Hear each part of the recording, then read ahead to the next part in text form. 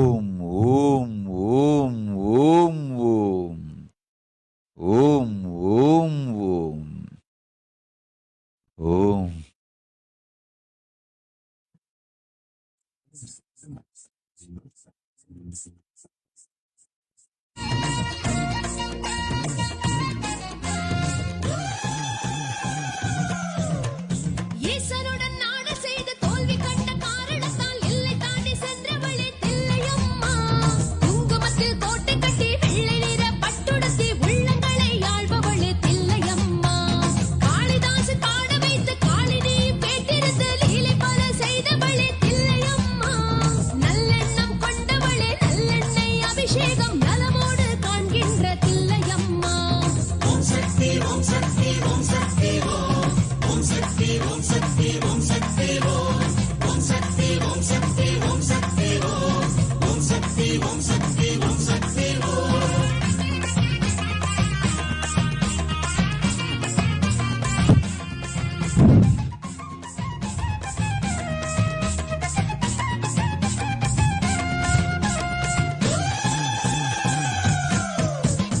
அங்கார சக்திகளே அகோர ரூபினியே ஐயாவாடி பிரத்யங்கரா.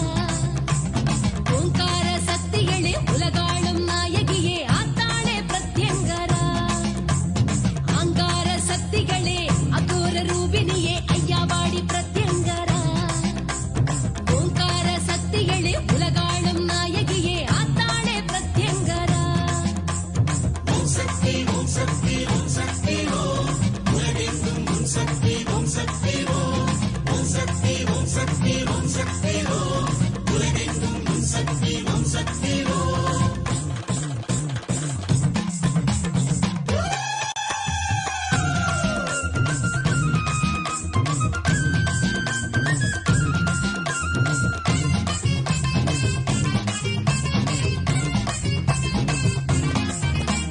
ராவணனின் புத்திரனாம் இந்திரஜித்து முனைப்பணிந்து அருள் பெற்ற தலவாழும் பிரத்யங்கரா. பாண்டவர்கள் உடைப்பணிந்து காண்ப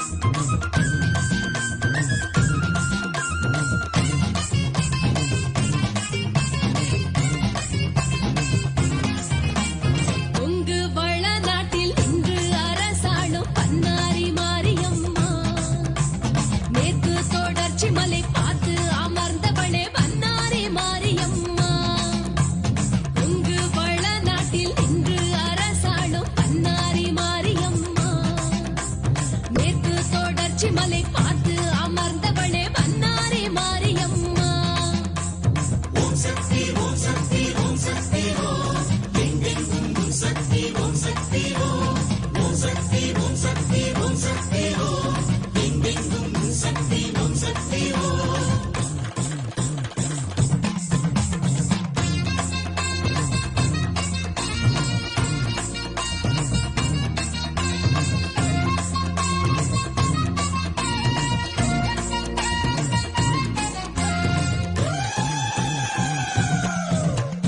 ஆனிரையின் தனமோரும் அமுதென்னும் பாலுண்டு அருளோடு எழுந்தாடும் பன்னாரியே. உள் சூழும் புற்றுக்குள் ஓர்லிங்க உருகாட்டி சுயமாக மலர்ந்தாயே பன்னாரியே. பங்குனியில் பொங்கலிட்டு அக்கினியம் தீமிதித்து பணிவோர்க்கு பிடிப்போக்கும் பன்னாரியே. சந்தன பூவாசம் வந்து சந்ததமும் பேசுகின்ற சன்னதியில் பேசுகின்ற பன்னாரியே. ஓம் சக்தி ஓம் சக்தி ஓம் சக்தி ஓம்.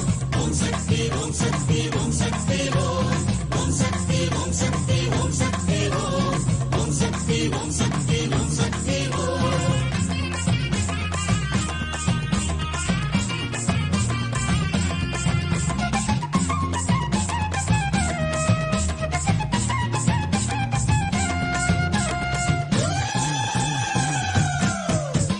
வீரம் செறிந்தாட கோர முகம் காட்டும் மடப்புறம் காளியம்மா. பூதகணம் சூழ பூவனம் நின்றாடும் மாத்தாளே காளியம்மா. வீரம் செறிந்தாட கோர முகம் காட்டும் மடப்புறம் காளியம்மா. பூதகணம் சூழ பூவனம் நின்றாடும் மாத்தாளே காளியம்மா. ஓம் சக்தி ஓம் சக்தி ஓம் சக்தி ஓம் உலகெங்கும் உன் சக்தி ஓம் சக்தி ஓம்.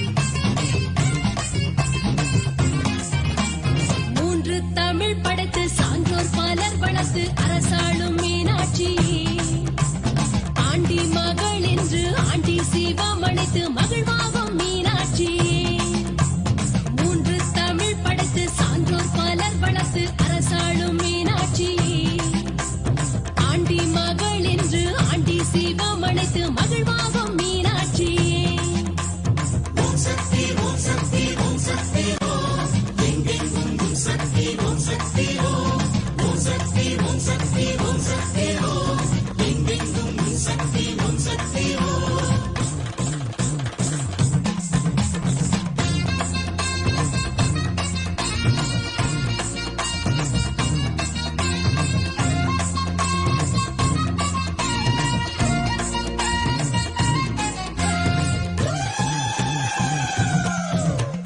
நான் மாடக் கூடல் என்று பார்ப்போற்றி பதினேற்றும் தலவாழும் மலைமகளே மீனாட்சியே கால்மாறி சிவமாட கண் கொண்டு பார்க்கின்ற பெரும்பேறு பெற்றவளே மீனாட்சியே கைலாய பர்வதத்தை கண்ணெதிரே பார்த்தது போல் மாமதுரை தலம் கண்டோம் மீனாட்சியே ஆடல் விளையாடல் 64 அரங்கேற்ற கண்டவளே மீனாட்சியே ஓம் சக்தி ஓம் சக்தி ஓம் சக்தி ஓம் ஓம் சக்தி ஓம் சக்தி ஓம் சக்தி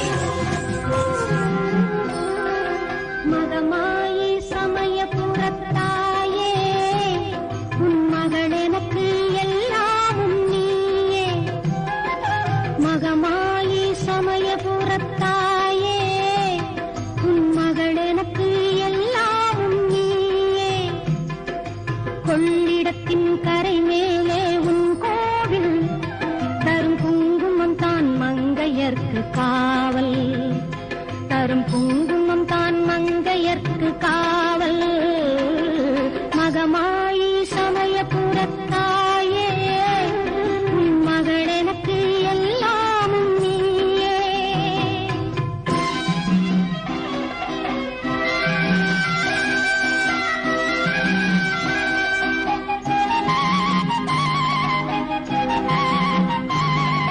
கண் கொடுக்கும் கண்ணபுர தேவி அருக்கருவான இமயமலை செல்வி கண் கொடுக்கும் கண்ணபுர தேவி அருக்கருவான இமயமலை செல்வி மூவினை வேல் கை கொண்ட காளி பகை முடிக்க வந்த எங்கள் முத்துமாரி மகமாயி சமயபுரத்தாயே உன் மகள் எனக்கு எல்லாமும் நீயே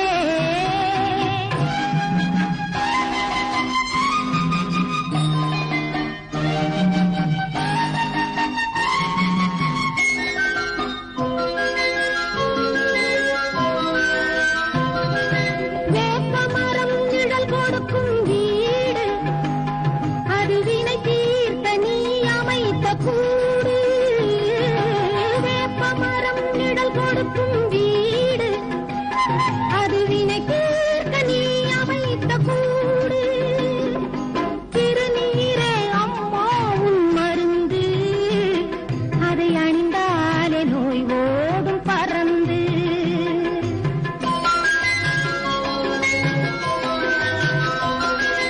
பெற்றவளே நீ அறிவாய் என்னை உன் பேரருளால் வளர்ந்த இந்த பெண்ணை பெற்றவளே நீ அறிவாய் என்னை உன் பேரருளால் வளர்ந்த இந்த பெண்ணை கற்றகலை சிறு துளியே எனக்கு அதை கடலாக்கி வைத்த புகழ் உனக்கு மகமாயி சமயபுரத்தாயே உன் மகள் எனக்கு எல்லாமும் நீயே கொள்ளிடத்தின் கரை மேலே உன் கோவில் தரும் குங்குமம் தான் மங்கையர்க்கு காவல் தரும் குங்குமம் தான் மங்கையர்க்கு காவல் மகமாயி சமயபுரத்தாயே உன் மகள் எனக்கு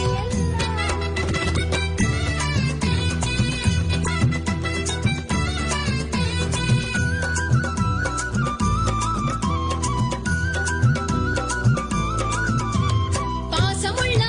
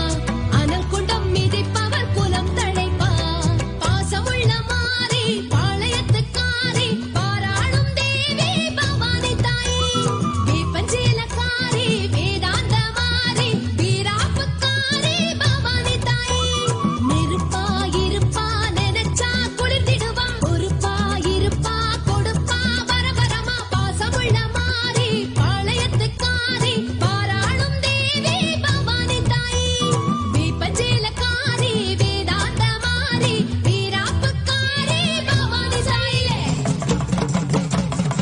உலகமெல்லாம் படைச்சவளே அடுக்கடுக்கா பேர் படைச்சு அகிலமெல்லாம் நிறைஞ்சவளே அத்தா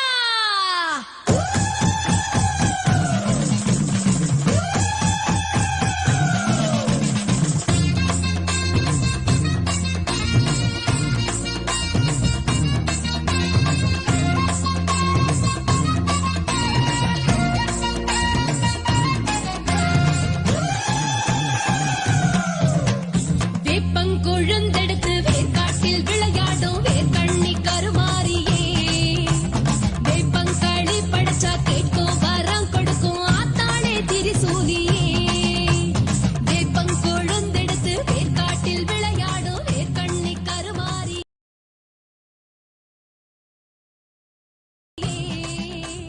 வேப்பங்களி படைச்சா கேட்கும் வரம் கொடுக்கும் ஆத்தா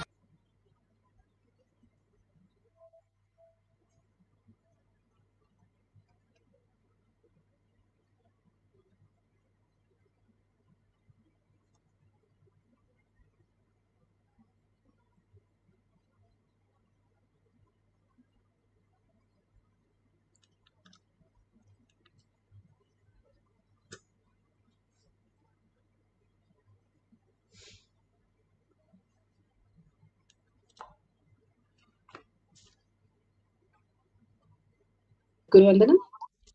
Nithyanandam Paramasukhanam Kevalam Jnanamurtim Dvandvatitam Gaganasadasham Tattvamasyaadilakshmyam Ekam Nityam Vimalamachalam Sarvadi Sakshibhutam Bhavatitam Trigunarahitam Sadgurum Tam Namami. Let's go through the disclaimers.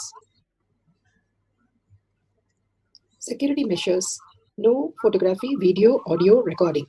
Important cautions.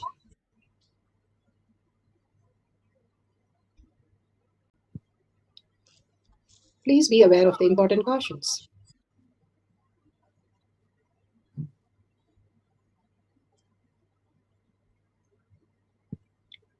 What is power manifestation? Let's hear from Bhagavan himself explaining what is power manifestation. All the 25 states of consciousness, when they happen in you, due to your chemicals and hormones ups and downs, it is powerlessness. When it happens in you, out of your free will and consciousness, it is powerfulness. That's all. When you fall into sleep, it is powerlessness. When you enter into sleep, it is powerfulness. When you fall into dream, it is powerlessness. When you decide to dream, it is powerfulness. So I have added the ultimate powerfulness, Turiyatita, in your whole being and doing. Manifest all the powers. Understand, power manifestation is nothing but cognitive shift. It is not work. It is cognitive shift. Understand? It is just cognitive shift. It's not work. Work is a 4-letter word.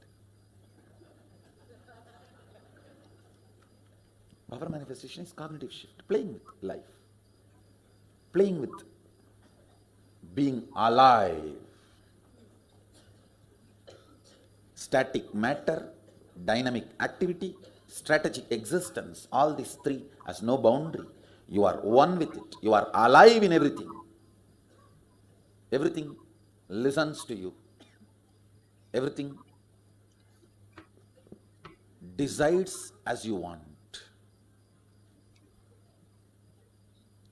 Power manifestation is cognitive shift, raising your frequency, not work. Beautifully, Bhagavan explained what is power manifestation. Science of power manifestation is authentic, time-tested, scientific, and foolproof. The Shastra Pramanas, these are the Pramanas, evidences from different scriptures and how the humanity have manifested all the powers of Paramashiva as human having a breakthrough of superconscious being. Here, Shastra Pramana, reference from the scriptures, the eternal, unchangeable truth revealed in the source scriptures, the Vedas and the Agamas. Artha Pramana, the experience of the Rishis, Munis, Ganas, Nayanamas, Alvars, Siddhas, all of them have manifested all the powers of Paramashiva, which is authentic, time-tested, full proof and scientific. Atma Pramana, account of His Divine Holiness, Bhagavan Nithyananda Paramashivam, this millennium's avatar's personal experience of each power manifestation, Bhagavan's very own Leelas, and Shakshi Pramana, evidences of the devotees, disciple, followers all around the world manifesting the powers of Paramashiva, initiated by Bhagavan himself. Pratyaksha Pramana, Pratyaksha scientific Pramana evidences. Scientific study measuring the effect of being in the enlightened state. Bhagavan beautifully says how the thoughtlessness and how we can experience the higher superconscious space when we are manifesting these powers. Again and again, he gives us immediately after satsang, darshan, for us to manifest, because all the diksha, darshan, boons, removing our karma and all that he has showered on us to manifest as our reality.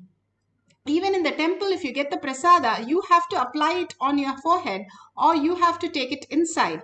The prasada will be cooked, offered, and then given to you. Only you have to take it inside to experience that. Same way, power manifestation raises you into the Parashakti space and manifesting as Parashakti as yourself. That is the most beautiful space, Bhagavan says, for each one of us to have a superconscious breakthrough. And it is very much possible. Here are the evidences to tell us that it is possible for each one of us to experience the higher consciousness. Let's go to the Shastra Pramana. Shastra Pramana are the eternal, unchangeable truth revealed in the source scriptures. This is from the Shiva Sutra 1.19.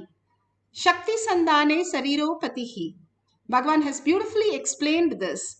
Bhagavan Paramashiva says, by aiming and fixing the self on Shakti, uniting in oneness with the supreme power, the embodiment of that which is cognized and willed, manifest at once as length, breadth, depth, and time and space.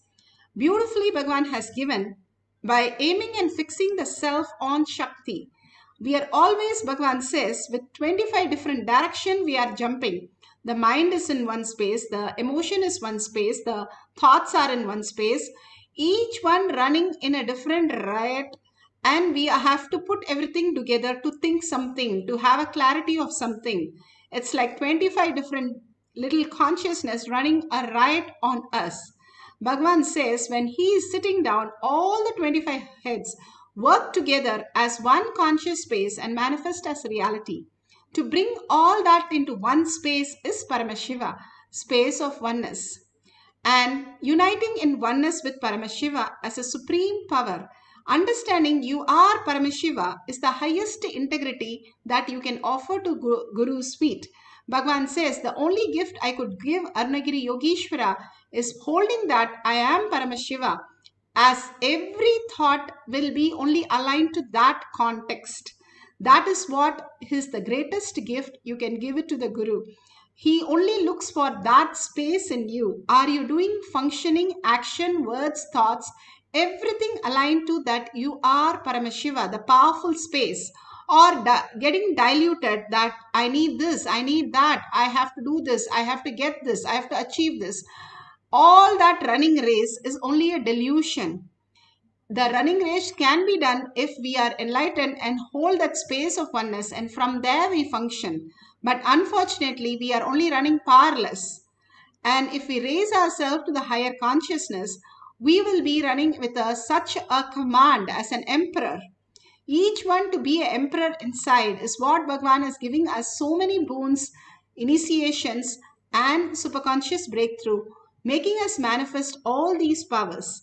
Power manifestation is a shift in the perception that we have, that we are just a human and we are suffering with all the health issues, wealth issues, job, relationship, all that we are going through is nothing but a way we perceive is wrong. It is not that it does not exist. It exists, but the way we perceive it shifts. Then we can solve the problem. We are only running again and again, falling into the same pit, driving ourselves crazy and driving everything crazy around us. And in spite of that, Bhagavan gives us the boon and initiate and put us back into normal. Again, we run a riot and go back to the confusion. Bhagavan says so beautifully, you can't put one foot in the sandalwood and one foot in the drainage. You have to decide where you want to be. You can't sleep and wake up.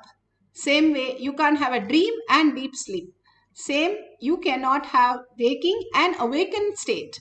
You have to let go these identity to experience the higher consciousness, who you are. When you align to who you are, that I am Paramashiva, manifesting as Parashakti, whether I make a coffee or I do a financial decision or life decision, I am in the space of Paramashiva who's manifesting through me and making the whole thing happen.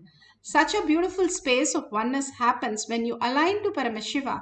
Each of the thought, each of the words that you utter, again and again aligning yourself to Paramashiva space makes you the higher consciousness and brings you to the highest integrity, and things start falling in place because you are clear about yourself, not knowing what to do, how to do, where I'm stuck, how I'm stuck, and why things are not happening. Nothing we know, and only thing we know is we align to the higher consciousness as our integrity to Bhagavan. It is the integrity which shows us things very clear and very profound, so that we can make our decision more with a clarity, more with ultimate truth, and have a breakthrough in our life. The clarity that you need is not outside. The clarity that you need is inside, that you're seeking for something which is the Paramashiva space in you. When you seek that deeply and declare that is your identity, then outside also things become very clear. You're making beautiful decisions in every place, that you win everything so beautifully because you're looking from a higher matured space. Outside also, what you are inside, that is what reflects in your life as outside. So beautiful, Bhagavan gives us such a beautiful space of integrity to understand the higher science. That is what he says, by aiming and fixing the self on Shakti, our self, that we are Paramashiva as the ultimate source. And then he says, uniting in oneness with Paramashiva, letting Paramashiva drive us wherever he wants. He knows what to manifest the best way. We can trust him and he can manifest all the reality for us much more than we can. Even now, that's what he's doing, but he will be doing such beautiful space when you let him to do fully. Embodiment of that is cognized. When you're able to understand these words, when you're able to understand and grasp what Bhagavan is giving us, you will manifest the highest power. That is why it says that which is cognized and willed. Willed is the persistence. You understand that you have to hold this cognition for a long time. It's not you hold it now and it just happens tomorrow. It is that powerful when you hold it that powerful. But unfortunately, we have only few seconds of our intention. After that, we are diverted into so many things. So that which is willed, you holding the cognition for a longer time, that becomes your reality. That is, every word in the sutra is sculpted so beautifully by Bhagavan for us to manifest the higher power. Let's go to Apta Pramana. Apta Pramana are the rishis, munis, ganas, nainamas, alvars who have manifested all the powers of Paramashiva. This is from Sai Sat Charitra, chapter 43 to 44. How beautiful that Sai Baba has manifested this reality when he was leaving his body. Beautifully, he told the disciples to come and chant in front of him, and they did the chanting and repeatedly chanting, and he prolonged it to make everybody understand that it's so important. The last thought, Bhagavan beautifully says, what we live the whole life, the last thought will be of that. If we live I am Paramashiva, the last thought will be yourself as Paramashiva and manifesting as Jivan Mukti, as a liberation. So Baba makes his devotees, disciple, understand this very beautiful concept when he is leaving the body. Now let's go to Atma Pramana. Bhagavan beautifully narrates. Swamiji is seeing. I'm dancing for him. That cognition is what I enjoy. Understand that depth. There's a big difference. A man who is length-based will enjoy only the dimensions of the person who is dancing, or the dress of the person who is dancing, or the movements of the person who is dancing. If somebody is based on the breath, they will enjoy the emotions expressed, the attitudes shown, bhava, the art part of it. A length-based person will enjoy the sexual part of it, the physical dimension. The breath-based person will enjoy the art form of it, part of it, the emotion. The depth-based person enjoys the cognition with which they dance. Understand, that is the difference between the length, breadth and depth. I am excited because I am going to make these kids materialize, teleport. Understand, listen carefully. When they move to the length dimension, they can change anything they want. They can actually physically play with things, physically act with things. So even though I am excited about the depth, because I think from the beginning I am a doer. Even in me, when these powers started manifesting, the first question I asked Vibhudananda Puri, actually these powers started manifesting in me much before I even had darshan of Arunagiri Yogeshwara.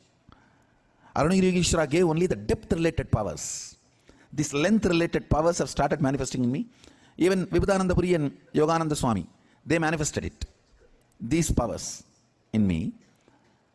And the first, when it started manifesting, the first question I asked Vibhudananda Puri, what is the use? She got really annoyed because these powers come after 25-30 years of practice, and she was screaming, even after 40 years of tapas, only once in a while when I am in samadhi I can manifest these powers. You fellow, you are casually playing with all these powers and you are asking me what is the use? I said, no, I am not disrespecting, but what's the use? Then she said, whenever she feels that I am very difficult to handle and she can't handle me, she will send me to somebody. She will say, go and ask Visri Swami. That's all. Visri Swami, anything you ask, BD only, that's all. He will never answer. He will never open the mouth. Just go on.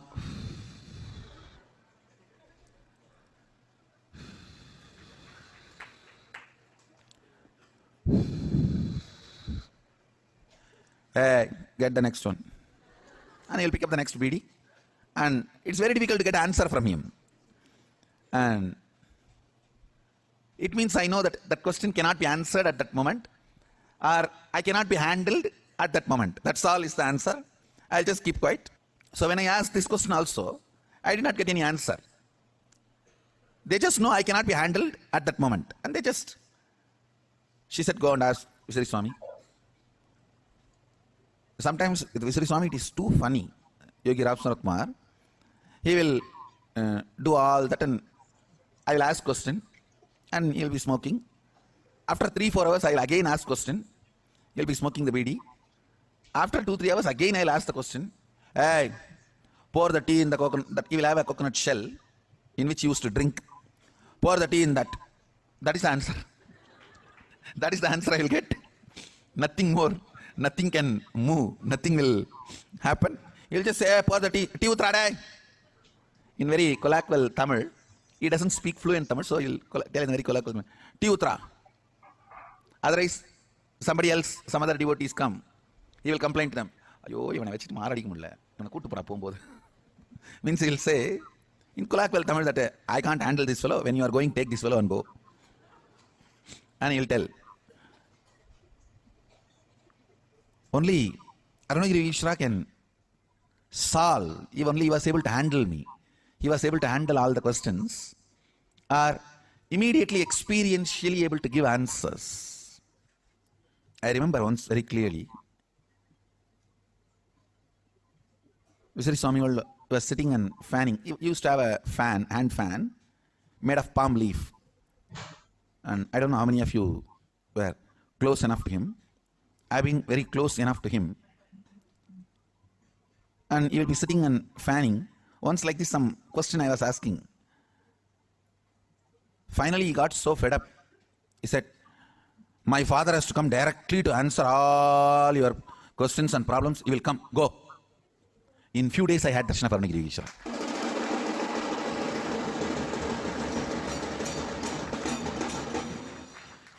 He said it in such a way, only my father can handle you. We all can't handle you. Only my father has to come to handle you, fellow. Only he can solve and answer all your questions. Yes. It's actually a deity of him, not his original photo. I know him too well. It is a statue. This photo is a statue. It's not. In life. So beautiful. Now let's listen to the Shakshi Pramana. What is my father's first name? And she said, George. And I'm like, how in the hell does she know my father's first name? Then somebody asked me, when did I graduate from pharmacy school? And I look in this mirror that has this black Jnananjana on it, and the numbers are written in the mirror, 1994, and that's exactly when she graduated from pharmacy school. So these experiences of oneness that we have through Shaktipat are expressing themselves in an ability to have knowledge that as yet the world has seen, this kind of. So beautiful. All these again and again testimonials and Bhagavan's very own narration of the dimensions that he manifested as reality. It shows us that each one of us can experience all these powers. Logical question, we are going to have the manifestation of length dimension. That is when you're going to have a partner. The partner can ask you any questions from different subjects, and just by seeing through the third eye, you are going to answer whatever appears in your third eye. You're going to write it down and answer them, and simply they will be beautifully correct. And if you have the Jnananjan, you can apply it on the mirror and you can see it on the mirror. If you have Jnananjan in your Kantamala, that is what given. Otherwise, you can just see through your third eye, whatever appears, you can just write down. Now we'll go to the guidelines. Make sure you have a pen and paper, and if you have a camera, please take the camera and download the timestamp app. You can start recording this whole thing. Such a beautiful experience that Bhagavan is giving us. When we record it, we can share it with the world and simply manifest our reality. Now, randomly ask question. It can be logical, mathematical question, derivation, formulas, analysis, something which is measurable and tangible, and you can make sure that's not known to you, those kind of formulas or those kind of details. You can use banyan leaves, you can use the mirror, you can use the kavi cloth. You can apply the Jnananjan on them and then use it in simply the Jnananjan will show you the reality. What is Jnananjan? Bhagavan's own DNA.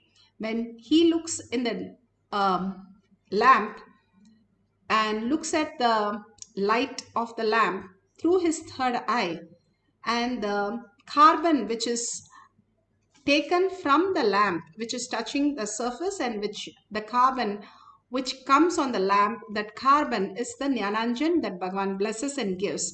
His very own DNA from his third eye simply will manifest as reality. If you have it in the locket, you can apply in your third eye and your temples, and you can apply on the kavi cloth or mirror, and simply they will show you. If you don't have, that's fine. You look through your third eye and Bhagavan will manifest through you. Parashakti can manifest through anything. If you are thinking like, how will I manifest? Bhagavan clearly says, for all the Kailash Kotiyar manifesting past session, I initiate everyone who comes for the session, and simply they will manifest all the powers of Paramashiva. So after you write down at the end of the 2 cycles, you can verify with your partner. If you don't have a partner, you've taken something from the Google, Make sure you verify authentically from the Google. Do not ask for some clues or see some part and then write other part. Do not do anything. Let it be just manifestation. How Ramanujam just said, everything is the Devi who gives all the detail and I just write down. I don't know anything other than Devi. He doesn't speak about the formulas. He doesn't speak about math. He says only I know Devi and I know she tells me, I write it down. That is all he does. And the beautiful space of oneness will make you write all that is there to download and manifest as powers. Now let's go to the instruction for manifesting the power. Let's sit straight with the head, neck and spine in a straight line. And beautifully hold that oneness space. And remember Paramashiva in your third eye. Again and again, bring the awareness to your third eye. Bringing your awareness to third eye, simply you will see the attention center very prominent and very sensitive. And complete unclutch from any of the experience in the outer world, any of your thought current from the outer world. Complete completion, the essence of completion, Bhagavan says, making things completely redundant, irrelevant. How you wake up from your dream, even though you have such a trauma in your dream, when you wake up, you don't blame anybody, you don't curse anybody, nor run to the hospital. You are in complete completion. Same way, when you sit for power manifestation session, complete everything that you know as your identity, as your knowledge, as your impression, anything that you know as your opinion, judgment, everything, just drop everything that you know and simply surrender to Bhagavan's lotus feet and sit only as Parashakti. Every bit of you is Parashakti, manifesting all the powers of Paramashiva again and again, holding that and chanting the Mahavakya, enjoying her smile as your smile, enjoying her looks as your looks, enjoying her thoughts as your thoughts, everything her as you will simply manifest all the powers of Paramashiva. Again and again, sit as Parashakti, the beautiful, graceful space, her eyes, her smile, her boons, her showering, her caring, uncompromised compassion, her overflowing love. Just be in that space again and again and chant the Mahavakya. Do not go into any other thought. Unclutch from everything and chant the Mahavakya. Now I'll play the oneness capsule. It is the quantum space. You can entangle with that just by looking at it and listening to it. Chant the Mahavakya with it and raise the frequency. You'll have the quantum space to manifest all the powers of Paramashiva. Sit straight with your head, neck and spine in a straight line. Remember Paramashiva in your third eye, and whatever questions, answer she gives, just note it down and you will be so surprised. You will just know things beyond, and in so many centuries they would have not figured out, but you can just figure out all these great things.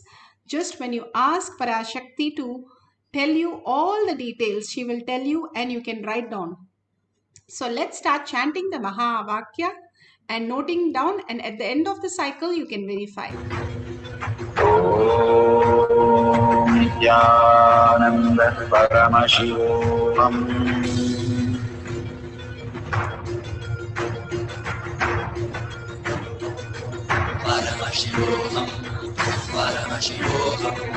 Let Paramashiva's third eye manifest in all our third eyes.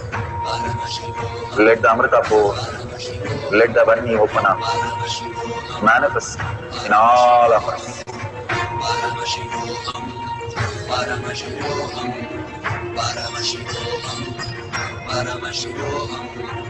Let Paramashiva overflow, manifest the powers in all our third eyes. Om Nithyananda Paramashivam. Om Nithyananda Paramashivam. Om Nithyananda Paramashivam. Om Nithyananda Paramashivam. Om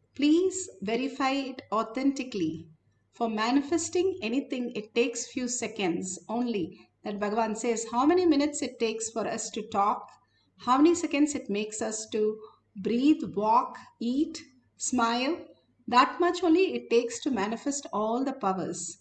And such a beautiful space. It just, if somebody asks your name, even in your dreams, you're able to wake up when your name is called.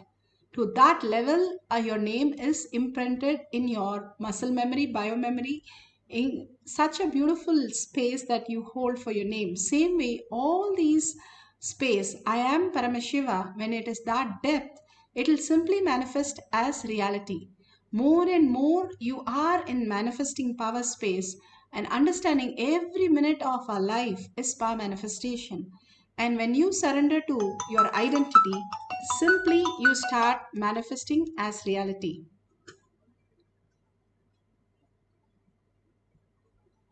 So please go ahead and verify it authentically. And please make sure everything is authentically, completely correct.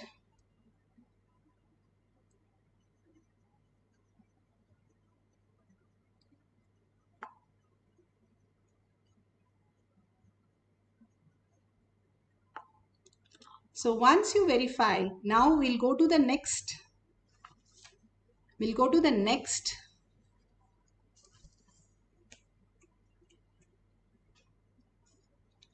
Cycle.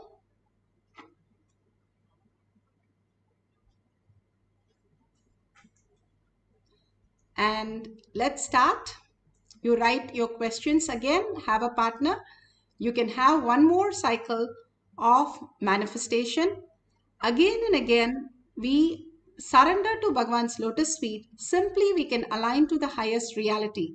And so beautiful, Bhagavan has come down just to shower all of us the ultimate reality. So let's have one more cycle. Let's sit straight, visualize Paramashiva in our third eye, and start downloading all that he wants to shower on us. Completely surrender all that you have confusion, doubts, whatever you have in your mind. Surrender to Bhagavan's lotus feet. I don't have a partner. How do I manifest? I don't know any question. I don't know any answer. Even that, drop at Bhagavan's lotus feet. If he can run the universe, if he can run your system, he knows how to manifest your reality. He'll give you the right thought current when you are in the earning space. Instead of how do I do this? How do I do that? Completely, it is such a beautiful space of oneness which manifests your reality every moment.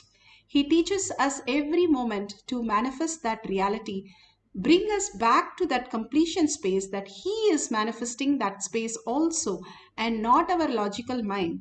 Our logical mind is always telling us that something cannot be done.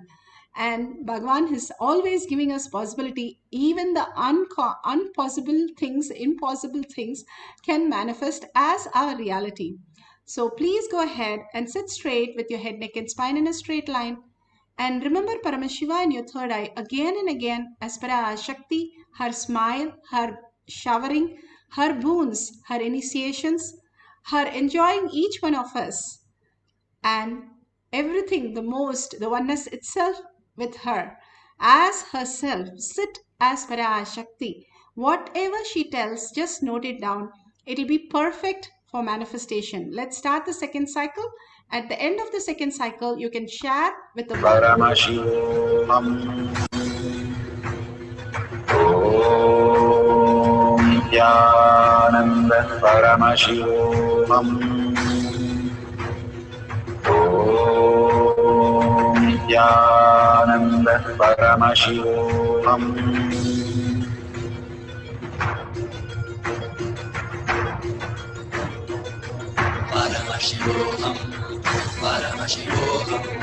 Let Paramashiva's third eye manifest in all our third eyes. Let the Amrita pour, let the Vani open up, manifest in all of us.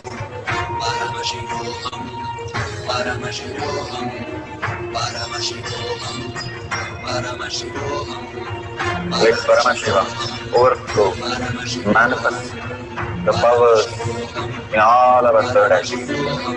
Om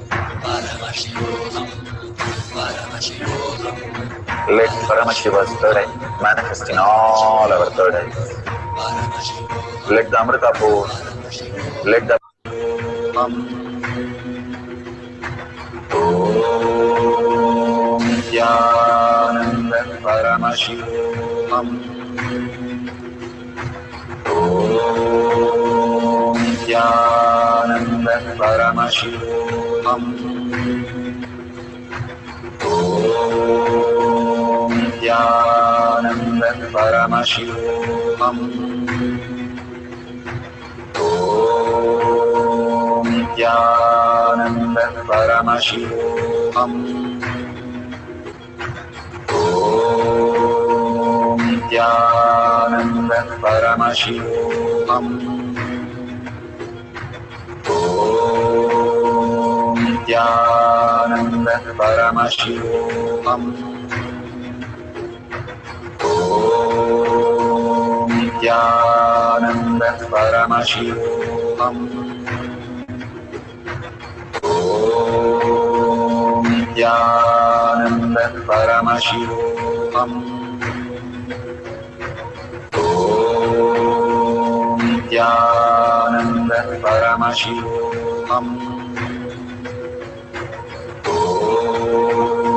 Nithyananda Paramashivam. Such a beautiful space of oneness all of us are experiencing. And please go ahead and share it in the social media. Verify it authentically, whatever has downloaded, even a word, even a sentence, even some breakthrough formulas, whatever you have downloaded, please Google it or ask your partner whether it's perfectly correct. If it is perfectly correct, then you manifested the powers completely. Or if you just experience the Kundalini energy, and if you experience few words correct, mention those few words and start celebrating. The more you celebrate, the more you manifest powers. The kids celebrate so much when they start walking, start talking, start eating. All the parents celebrate so much when they start it. That's exactly how it happens. When you start walking, it takes 5 years for you to skip and jump. But you start celebrating right from the 1 year that you started walking. Same way, you start manifesting now, even a word, even a thought, even a sentence that is extremely good. You started manifesting the powers of Paramashiva, that you are Paramashiva, the beautiful space of Parashakti manifesting as reality for you. So start celebrating. Share it in tinyurl.com/power manifestation, Kailash Kotiyar Manifesting Power Group. Please tag it to your friends and families so that they can also be invited for the Devi Darshans and all the Darshans and making them manifest the powers of Paramashiva. Such a beautiful space that Bhagavan has given, showered on us. So surrender all the powerful cognition and power manifestation to Bhagavan's lotus feet. Make sure you are in oneness space of Paramashiva and ask Paramashiva in humble gratitude to make all this as your reality. Thanking Bhagavan completely and ending this session with the Purna Mantra. Yeah, thank you each one of you for sitting for the manifestation session. Don't miss, there'll be more surprises. Please wait for the next person to come and let you know what are the beautiful space that Bhagavan is going to shower on us. So stay tuned. Till then, thank you each one of you to manifest all these powers. And let's thank Bhagavan. Don't miss or forget to post your beautiful powerful cognition and power manifestation in tinyurl.com/power manifestation. And there is a $sign at the end of the YouTube. You can click the $sign to contribute to Kailasa. Thank you each one of you. Let's end with the Purna Mantra. Om Purnamada Purnamidam Purna Purnamudashyate Purnasya Purnamataya Purnameva Vashishyate. Om Shanti Shanti Shanti. Hari Om Tat Sat Sarvam Bhagavate Sri Nithyananda Paramashivam Paduka Arpanamastu. Om Nithyanandam. Thank you so much. See you again in the next power manifestation session.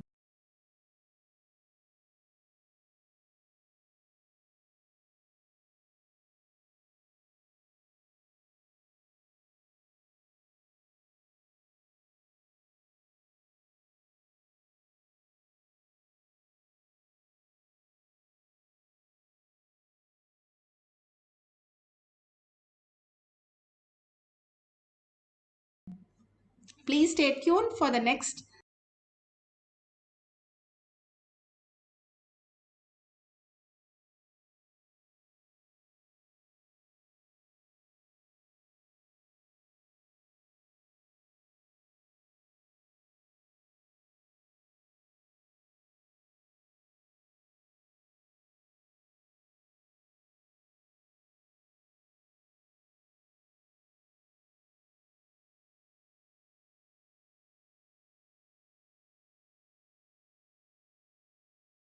There are some great spiritual sciences unique to Hinduism.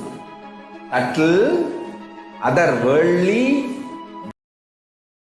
but definitive sign manifesting. The cosmic beings in Archavatara, deities in Nijavatara, living incarnations is possible. Understand? Kriya Pada of Vedas and Agamas elaborately explain the whole science of making the cosmic beings manifest in Archavatara, deities and Nijavatara, living incarnations, both. During the Bhava Samadhi Darshan, literally those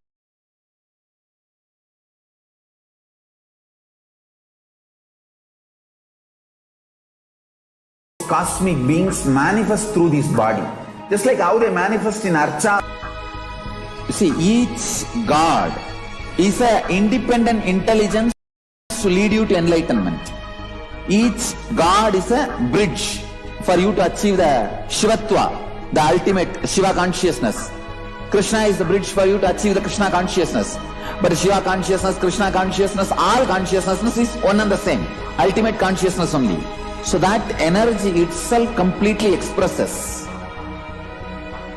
Just like Radhika, when I see my own sweetness in the mirror, I become eager to taste it. I find that the only way to relish this sweetness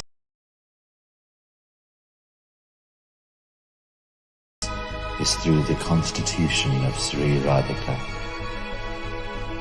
Bhava Samadhi Darshan is a window to the infinite expanse of consciousness, allowing us to glimpse the formless in a way that we can understand. It cleanses the karmas of lifetimes. It awakens our biomemory to the space of Paramashiva, the ultimate consciousness, and creates a deep and lasting transformation in us.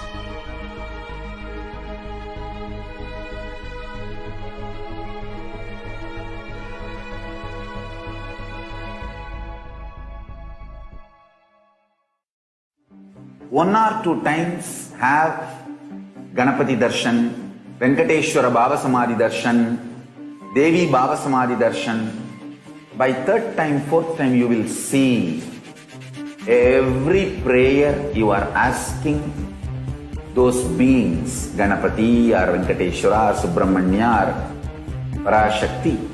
Simply those prayers become reality, and the relationship between you and that cosmic beings built.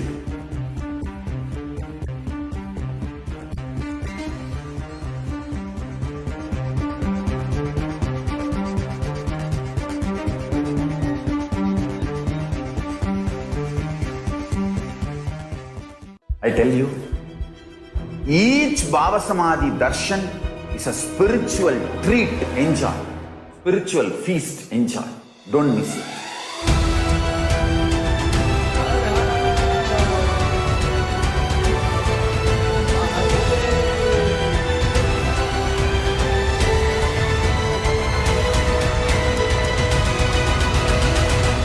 Never miss a Bhava Samadhi Darshan. Enjoy Paramashivoham, which is introducing and making you cognize the cosmic principles and cosmic beings.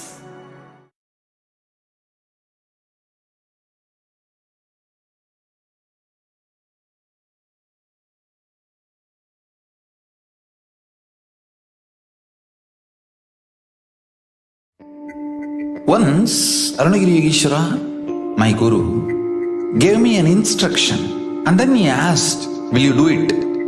I was shocked. I immediately folded my hands and said, "You are God, you are Shiva. How can I not do what you say?" He laughed and said, "No, only if you know I am the Guru who is going to make you experience God, you need to listen to me." Understand? The most powerful cognition is God is Guru to make you realize you are God. Only then you will achieve enlightenment.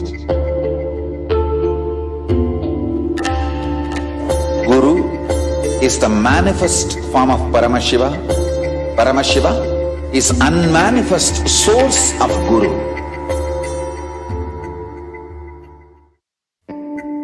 Once, Arunagiri Yogeshwara, my guru, gave me an instruction and then he asked, "Will you do it?" I was shocked. I immediately folded my hands and said, "You are God, you are Shiva. How can I not do what you say?" He laughed and said, "No, only if you know I am the Guru who is going to make you experience God, you need to listen to me." Understand? The most powerful cognition is God is Guru to make you realize you are God. Only then you will achieve enlightenment. Guru is the manifest form of Paramashiva. Paramashiva is unmanifest source of Guru.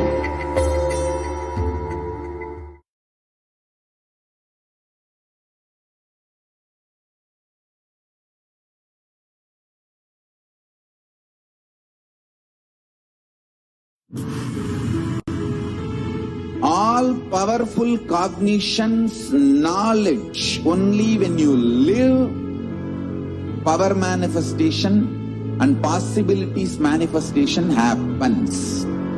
This is a fundamental truth.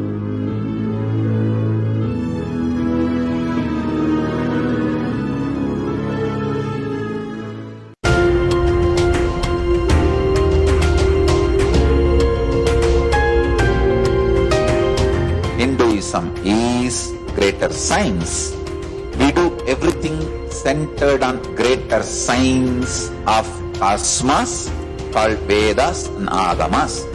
That is the branding of Hinduism. That is the core center of Kailasa. That is the way Kailasa should manifest and live.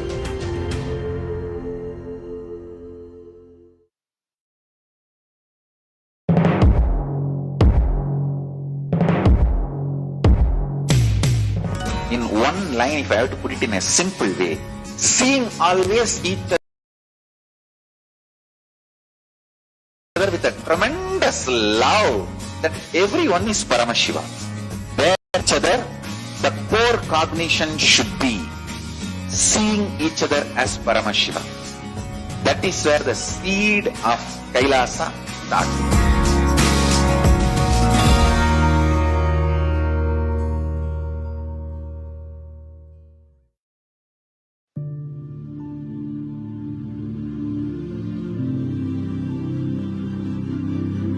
I will revive Hinduism. I am a Hindu revivalist. Not by any revolution, but by evolution.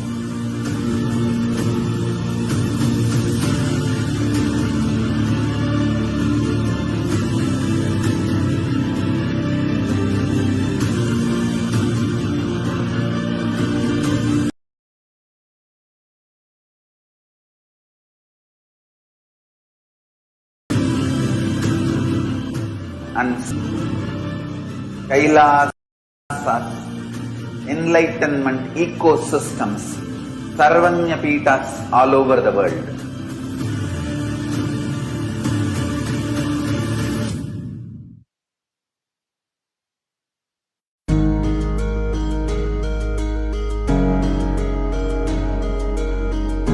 Celebrate your existence because you are conscious.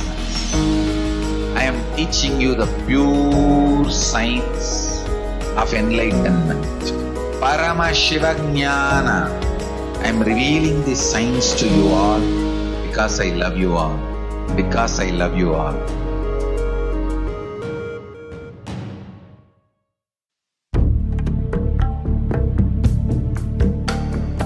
Kailasa is an effort, humble effort, and our humble offering at the feet of Paramashiva to keep the grand narrative of Hinduism alive.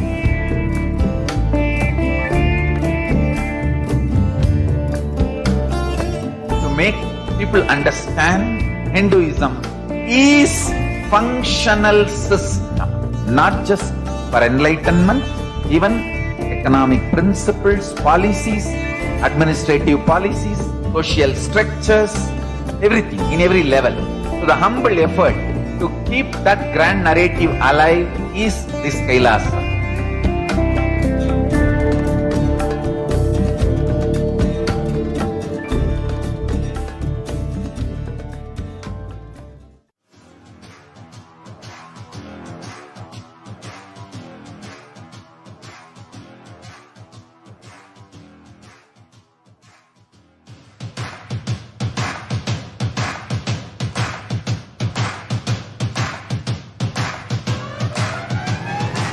I welcome all of you, the whole world, to come and celebrate, enjoy not only the enlightenment ecosystem, the beauty of how it is getting revived. Be an insider for this great revival process. If you are an insider even for a startup company, you will understand not only the result of the company, even that being an insider is such a joy.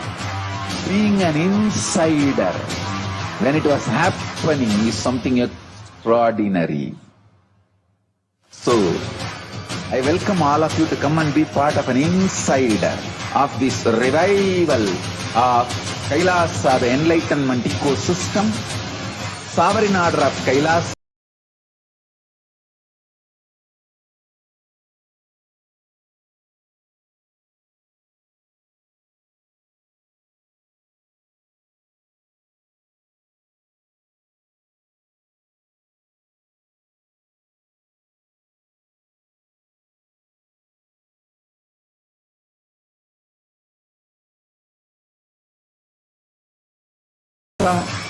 Kailasa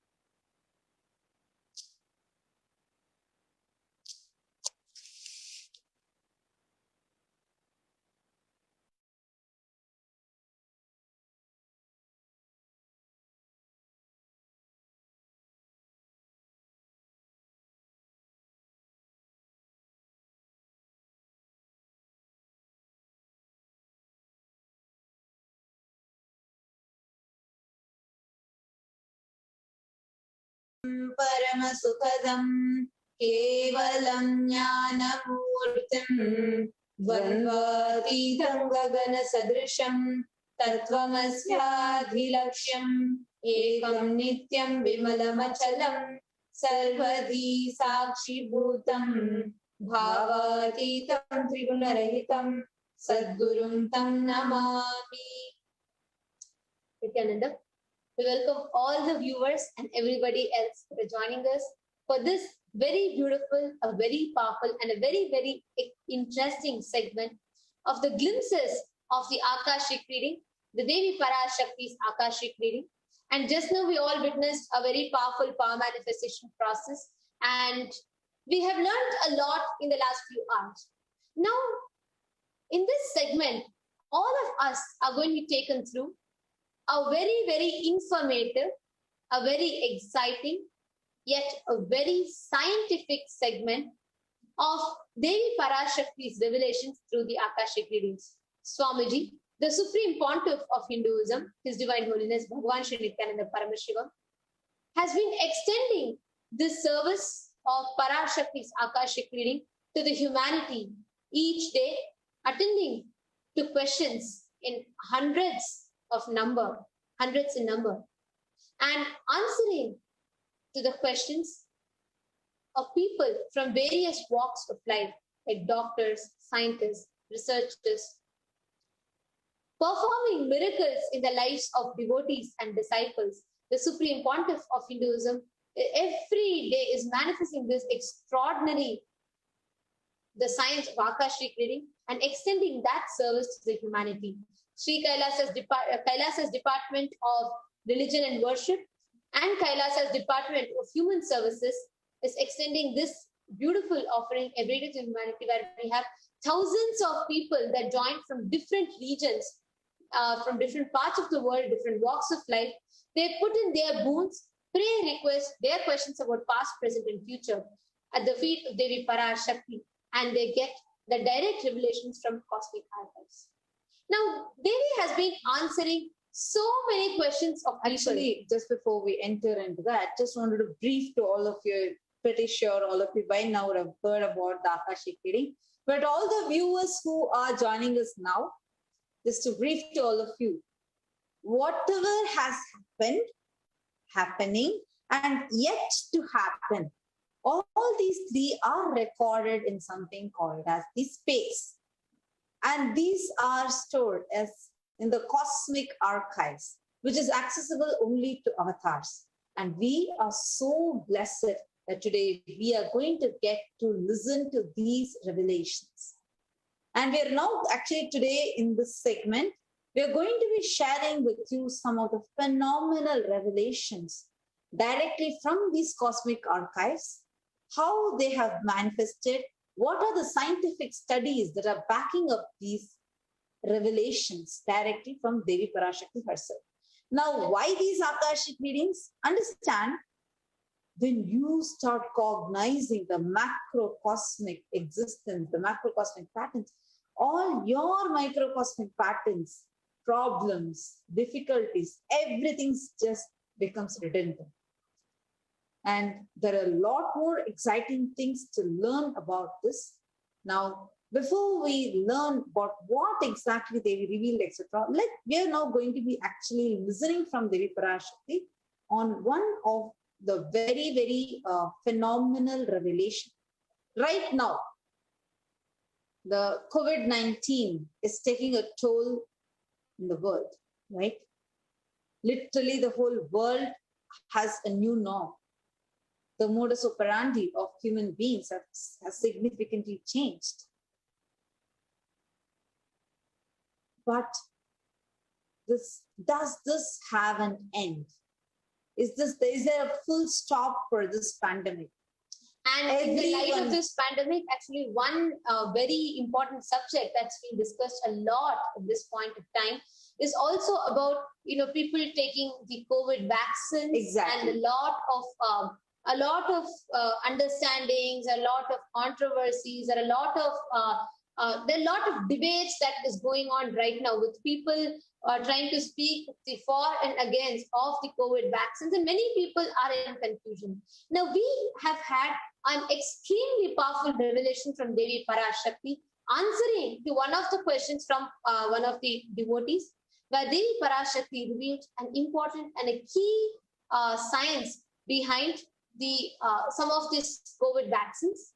So now let us watch that short clipping where Devi Parashakti answers, revealing which vaccine can be taken. Yes, all of you got that? Which vaccine for COVID-19 is the safest to use? Directly from Devi Parashakti herself. I request NTV operator to kindly play the clipping now.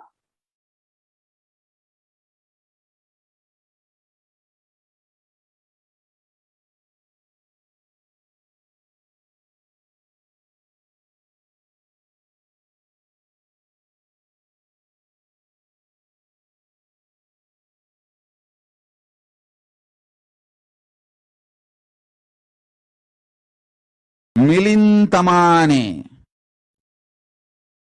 Pfizer corona தடுப்பூசியும் Moderna தடுப்பூசியும் போட்டுக்கொள். அதில் இறந்த வைரசும் இழிந்த உடல் பாகங்களும் இல்லை.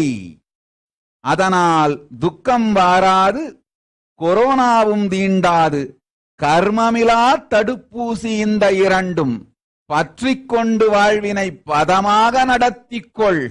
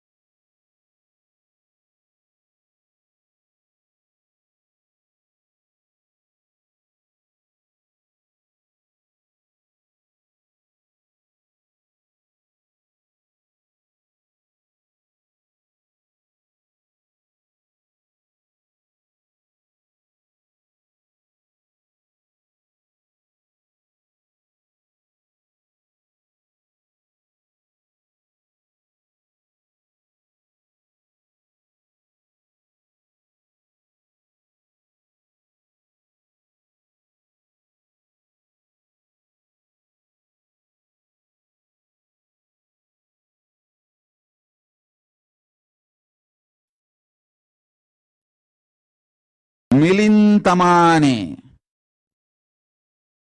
Pfizer corona தடுப்பூசியும் Moderna தடுப்பூசியும் போட்டுக்கொள். அதில் இறந்த வைரசும் இழிந்த உடல் பாகங்களும் இல்லை. அதனால் துக்கம் வாராது, கொரோனாவும் தீண்டாது. கர்மமிலா தடுப்பூசி இந்த இரண்டும். பற்றிக்கொண்டு வாழ்வினை பதமாக நடத்திக்கொள்.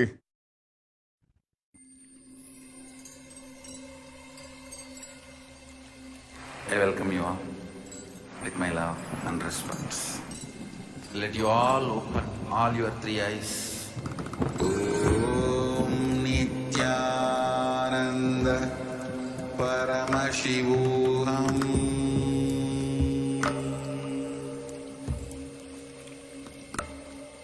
Om Nithyananda. In this video that we all witnessed just now, Devi Parashakti, answering to the question of one of the devotees, reveals about the two of the vaccines called Pfizer and Moderna. Pfizer and Moderna vaccines. So these two vaccines, Pfizer vaccine and Moderna, both of these as revealed by Devi Parashakti. Just to give a rough translation, she revealed saying these two are dharmic and non-violence based vaccines, and answering to one of the devotees' questions, they will reveal these vaccines can be taken. Now, this was the revelation of Devi Parashakti in a rough gist. We will read out the transcript as well. We're just going to be giving like a rough translation, as Devi herself had told that what she's talking is not even in Tamil, but even much more earlier than Tamil. It is in Tamil. So we are going to be sharing with everyone just a rough translation of what she had shared, what she had revealed. She says, have P5, I request the slides also to be projected. I request the NTV operator to kindly project the slides.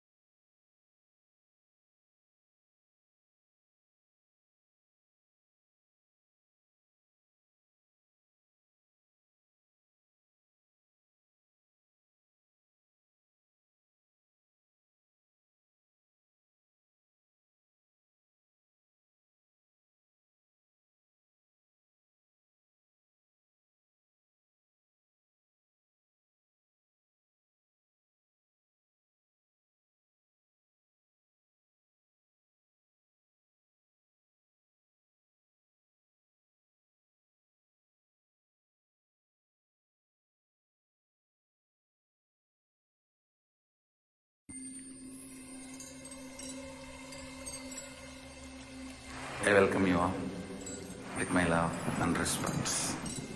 Let you all open all your three eyes. Om Nithyananda Paramashivoham.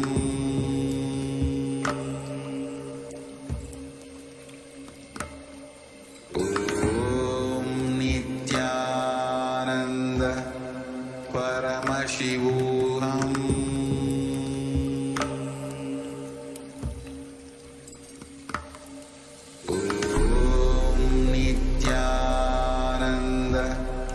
Paramashivoham.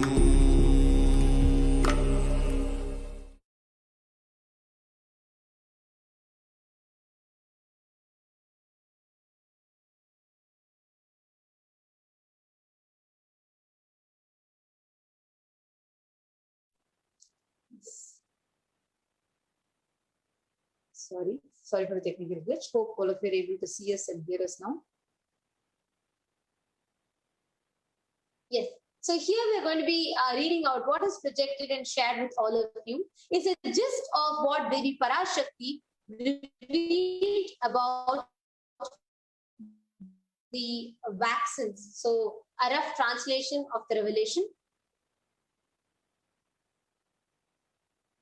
Devi Mahamani says, have Pfizer corona vaccine and Moderna corona vaccine, in that there is no dead cell, dead virus or any distorted part of the virus. So no suffering or corona will, and no suffering will come and corona will not come. They both are karma-free vaccines. Hold on to them and live your life intelligently. So this was the direct revelation from Devi Parashakti. Now, this revelation, what Devi Parashakti has said, this has been studied by the doctors, and they have established how this is actually very different from all other vaccines. Actually, listening to this revelation, so this was revealed on one of the very first Akashic readings. So the On first April few 15th? Yes. And on that day, when Devi Parashakti revealed and named these two vaccines, this really took many of us by surprise. And many of our scientists and doctors team immediately started researching on this. And what we have are sharings from some of the doctors and some of the beautiful findings, which what Devi Parashakti revealed. And in detail, scientific findings is what we are going to be sharing. Now, one such sharing is from Dr. Peter Bloomfield, one of the doctors from Los Angeles, US. So we are now going to be listening to Dr. Peter Bloomfield sharing on his reading about this whole revelation of Devi Parashakti and the scientific findings backing it. You could play the video now. Huh?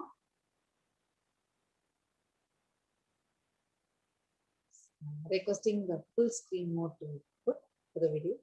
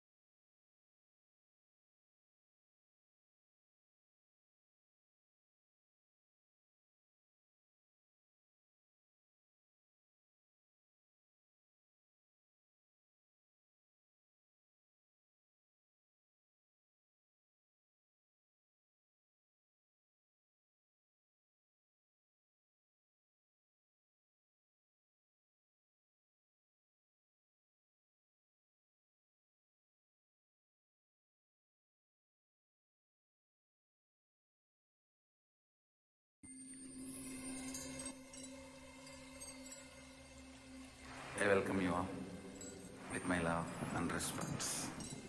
Let you all open all your three eyes. Om Nithyananda Paramashivoham.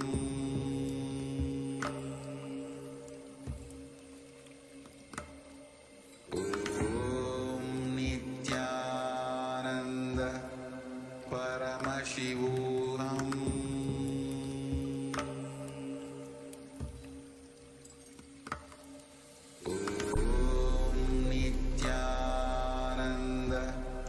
Paramashivoham.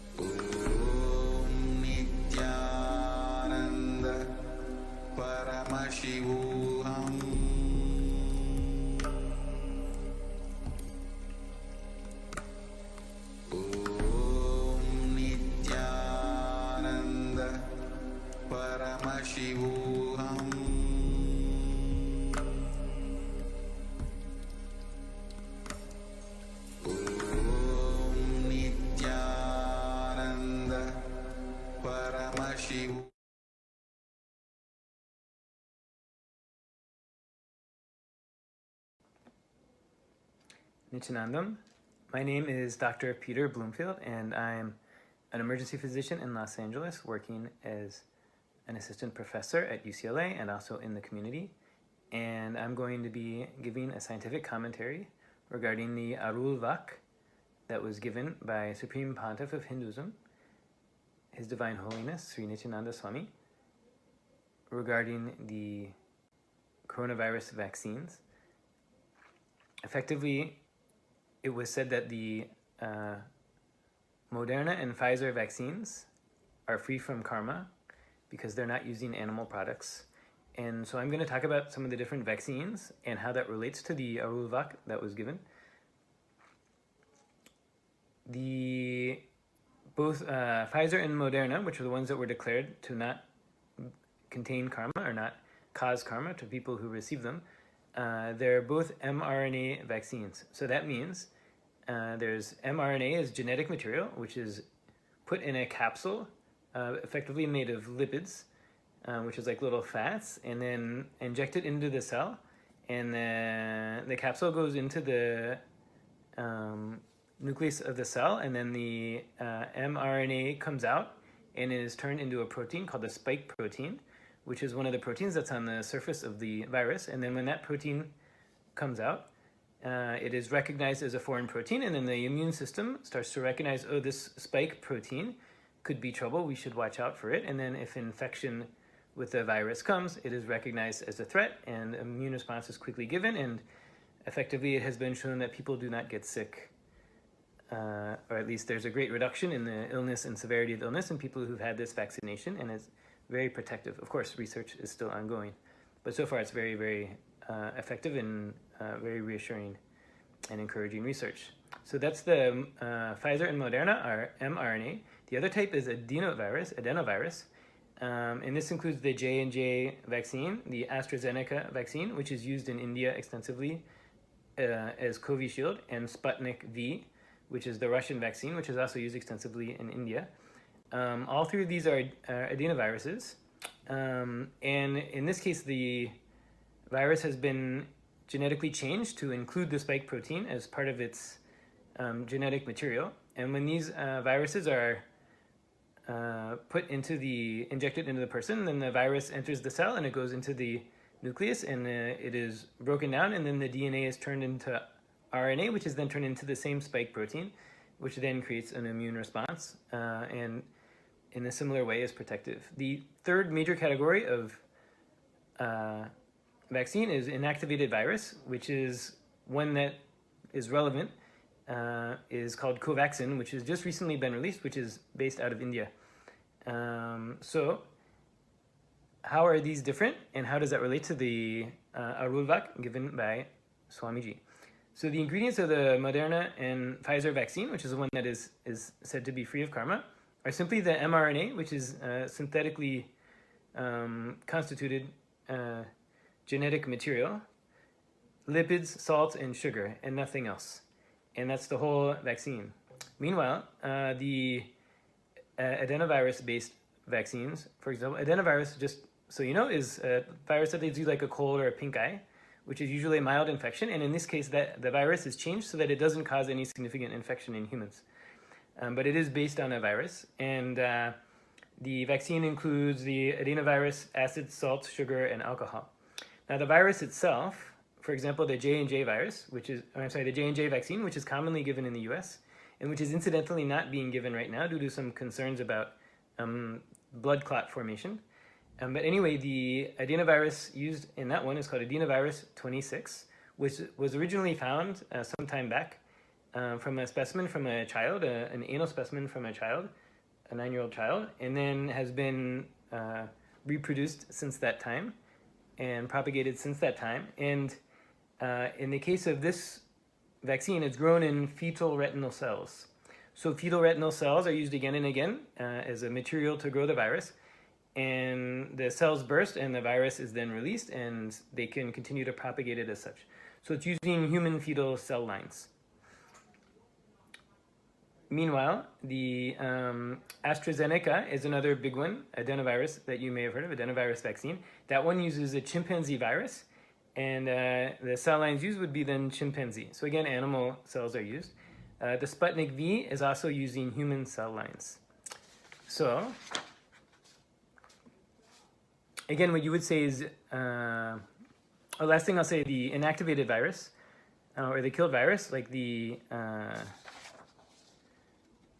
Covaxin that was recently released in India, that's going to be using, again, cell lines to reproduce the virus, which will then be an inactivated form, which will not cause disease, but will cause an immune response. And again, cell lines will be used. So what's unique around the Pfizer and Moderna virus is that there is no use of cell lines. It's very simply the genetic material capsuled in a lipid or fat capsule and then injected.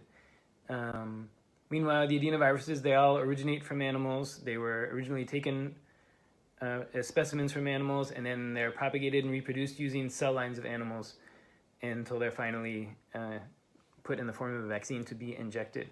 So in conclusion, the Aurvak by Devi Parashakti makes absolute perfect scientific sense. The scientific commentary is very straightforward. Scientific interpretation is very straightforward. It would be the use of the origination of cell lines. It was used in its origination, all of these viruses, and then in their propagation and reproduction, and various steps along the way, their research and experimentation are going to be using cell lines, both human and chimpanzee, depending on the different vaccines and the different formulations. So those of us who are disciples of His Divine Holiness, Supreme Pontiff of Hinduism, Nithyananda, may take to heart this message and the very clear understanding that it correlates very simply and in a straightforward way with our scientific understanding of how the vaccines work and how they're made. So thank you so much for listening. Nithyanandam. Nithyanandam. My name is Dr. Sailesh Patel. I'm practicing in Los Angeles. Today during Arulvak Devi Darshan, Devi revealed about Pfizer and Moderna COVID-19 vaccines and karma.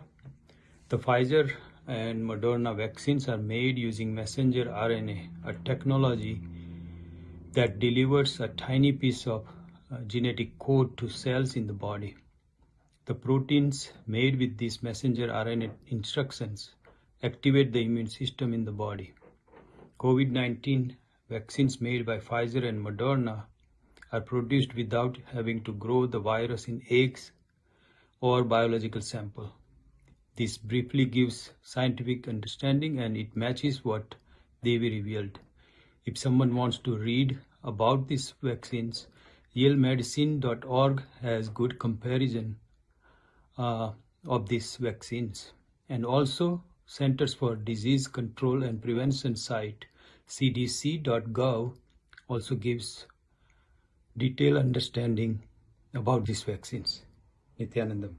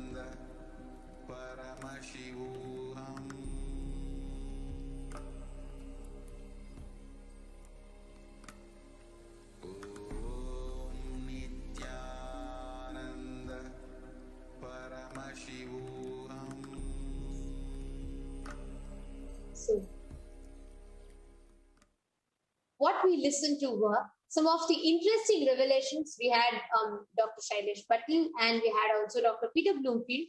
Some of these doctors who shared with us their researches, their findings, and how they were thrilled to see the revelations of Devi Parashakti on these, on the whole COVID vaccines. Now, we also had many other doctors, top researchers, neurologists, many of them who came and who shared their findings on this COVID vaccine. Each and every Akashic reading of Devi Parashakti, every revelation has so much of depth, a lot that can scientifically be validated. And now request the NTV operator to project the slides.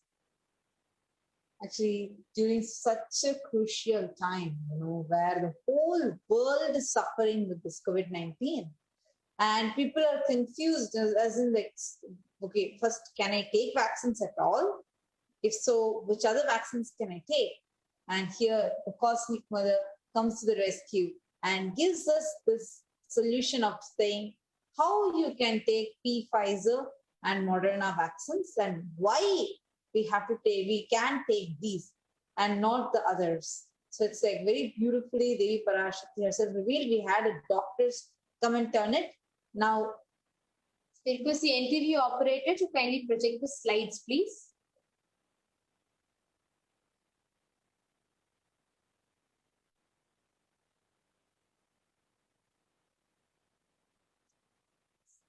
Now, as we listen to various doctors sharing, and many of them who came and who shared, each and every Akashic reading of Devi Parashakti, every revelation of Devi Parashakti has been in depth and detailed.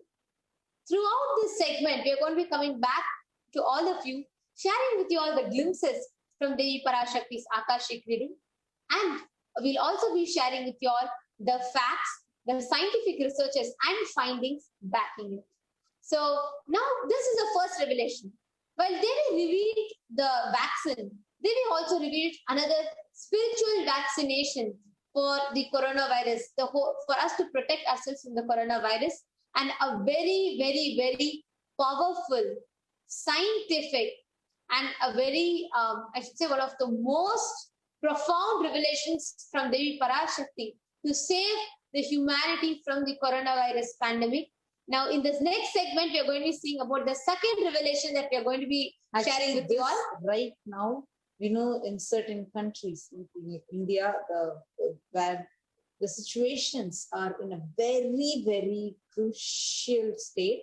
And just for this, Devi herself, Parashakti, has revealed an elaborate, detailed solution and why it has happened and what is the only way to save humanity through this. And now for this segment, we welcome Manitya Jnanatmananda Swami and Manitya Pranapriyananda to take us all into the revelations of Devi Parashakti.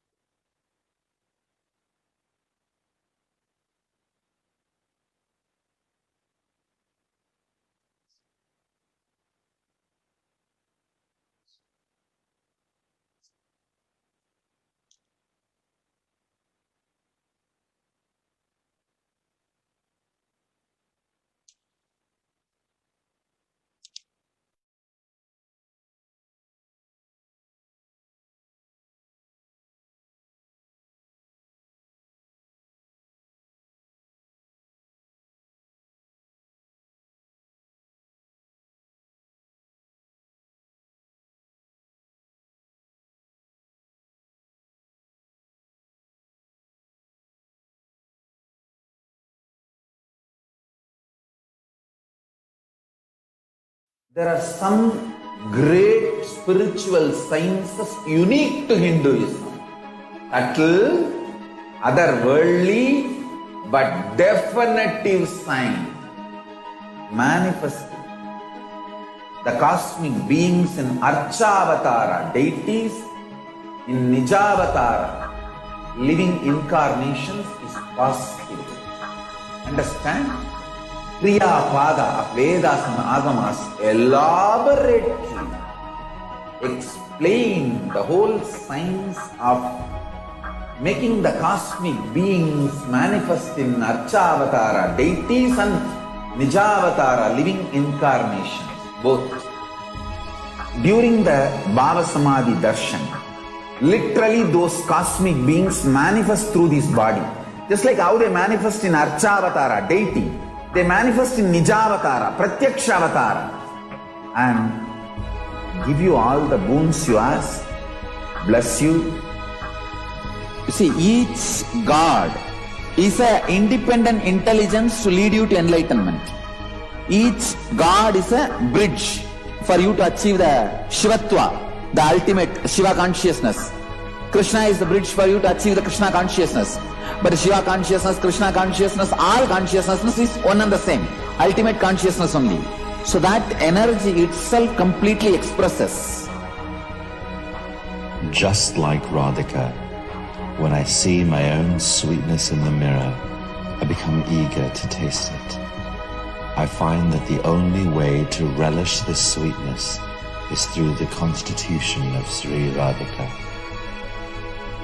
Bhava Samadhi Darshan is a window to the infinite expanse of consciousness, allowing us to glimpse the formless in a way that we can understand.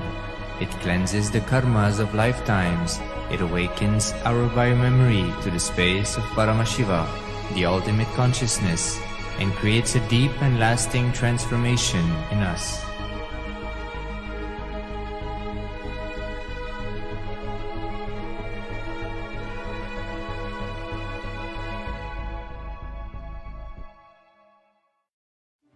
One or two times have Ganapati Darshan, Venkateshwara Bhava Samadhi Darshan, Devi Bhava Samadhi Darshan.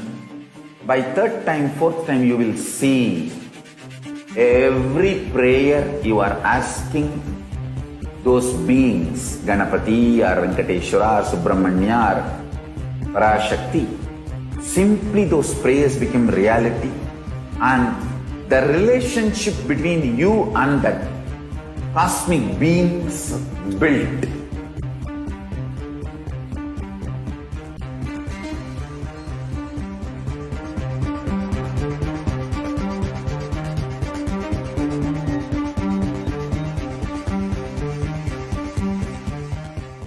I tell you, each Bhava Samadhi Darshan is a spiritual treat, enjoy. Spiritual feast, enjoy. Don't miss it.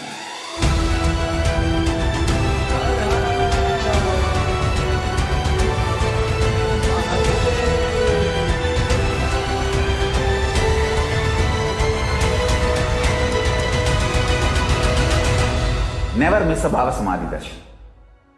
Enjoy Paramashivoham, which is introducing and making you cognize the cosmic principles and cosmic beings. The state of Paramashiva, space of Paramashiva, powers of Paramashiva, being of Paramashiva. There are some great spiritual sciences unique to Hinduism. Subtle, otherworldly, but definitive sign. Manifesting the cosmic beings in Archavatara deities, in Nijavatara living incarnations is possible. Understand?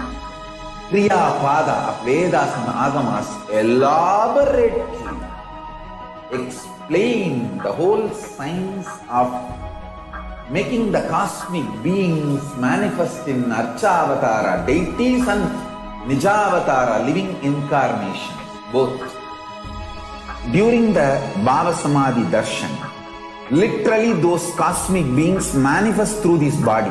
Just like how they manifest in Archavatara deity, they manifest in Nijavatara, Pratyakshavatara, and give you all the boons you ask, bless you. You see, each God is an independent intelligence to lead you to enlightenment. Each God is a bridge for you to achieve the Shivatva, the ultimate Shiva consciousness.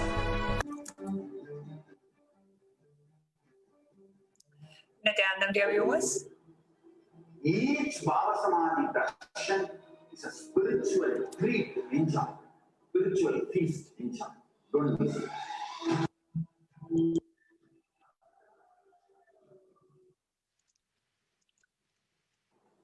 Nithyananda dear viewers, welcome back to our segment. A very interesting program that's going live right now, where we are presenting to you about different segments, revelations by Devi Parashakti, the divine cosmic mother, manifesting through the Nija Avatara of the Supreme Pontiff of Hinduism. All the revelations from the cosmic archives, all the revelations from the Akashic records, the cosmic archives on global issues, global the solutions for the global issues, and what humanity needs to hear at this moment in time. Blessings, boons, initiations, Vishwarupa darshans. Devi Parashakti has revealed during every Akashic reading session, she has revealed solutions to the problems that the humanity is facing today. As a Karuna Murti, Shri Mata, Shri Maharagni, Shrimat Simhasaneshwari, being the divine cosmic mother, the compassion of Devi Parashakti is unfathomable for a human mind. That compassion, her love, her compassion for her children. The source of all of us, we all came from Devi Parashakti. Rise in her, fall back and merge back into her. Because as she is the cosmic womb and the cosmic mother of all of us, her compassion, her unconditional love continues to overwhelm us, continues to empower us, continues to make us melt in her love and devotion.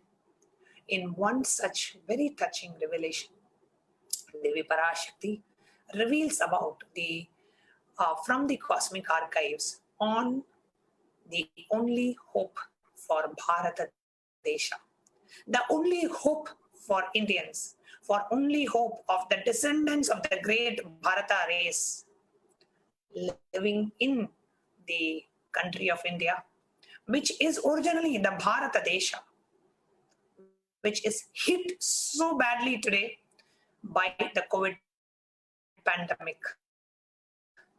What was the reason for this? What is the solution to protect the jnana band of enlightened beings and masters and incarnations who have happened in that sacred land over and over and over again? Today, we can see hundreds of thousands and lakhs of people dying all over India due to the worst hit of the COVID pandemic.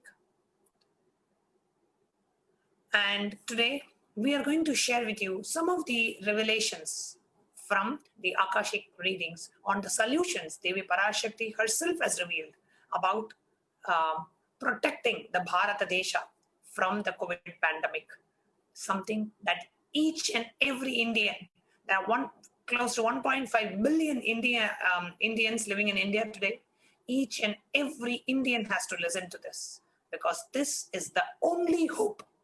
This is the only hope Indians have today if you want to protect yourself from the deadly coronavirus. Joining me today for the segment is Manitya Prana Priyananda, who's the administrator of the Adi Kailasa Sarvagnya Pita in Bangalore. Nithyananda Ma. Nithyananda Ma. Yes, being in India, being amidst all the COVID pandemic that's happening there, what is it that you would like to say before we actually play this video? Yes. So one thing that I would like to share with all the viewers is the current situation in India is really alarming. We hear from so many devotees and people from all walks of life coming requesting healing blessings for their loved ones, especially people from villages, people from urban cities, how the entire street is being completely blocked. And in a day, in every street, almost 8 to 10 people are getting hospitalized, and even so because the whole street is getting hospitalized, They are carving off the entire street, so we are not able to provide any basic facilities, medical facilities. So in the last 1 month, the number of corona cases in India has just gone 10 times more than what we could have expected in a normal day. So just in the city of Bidadi itself, we are seeing more than 100 cases of corona people who are dying.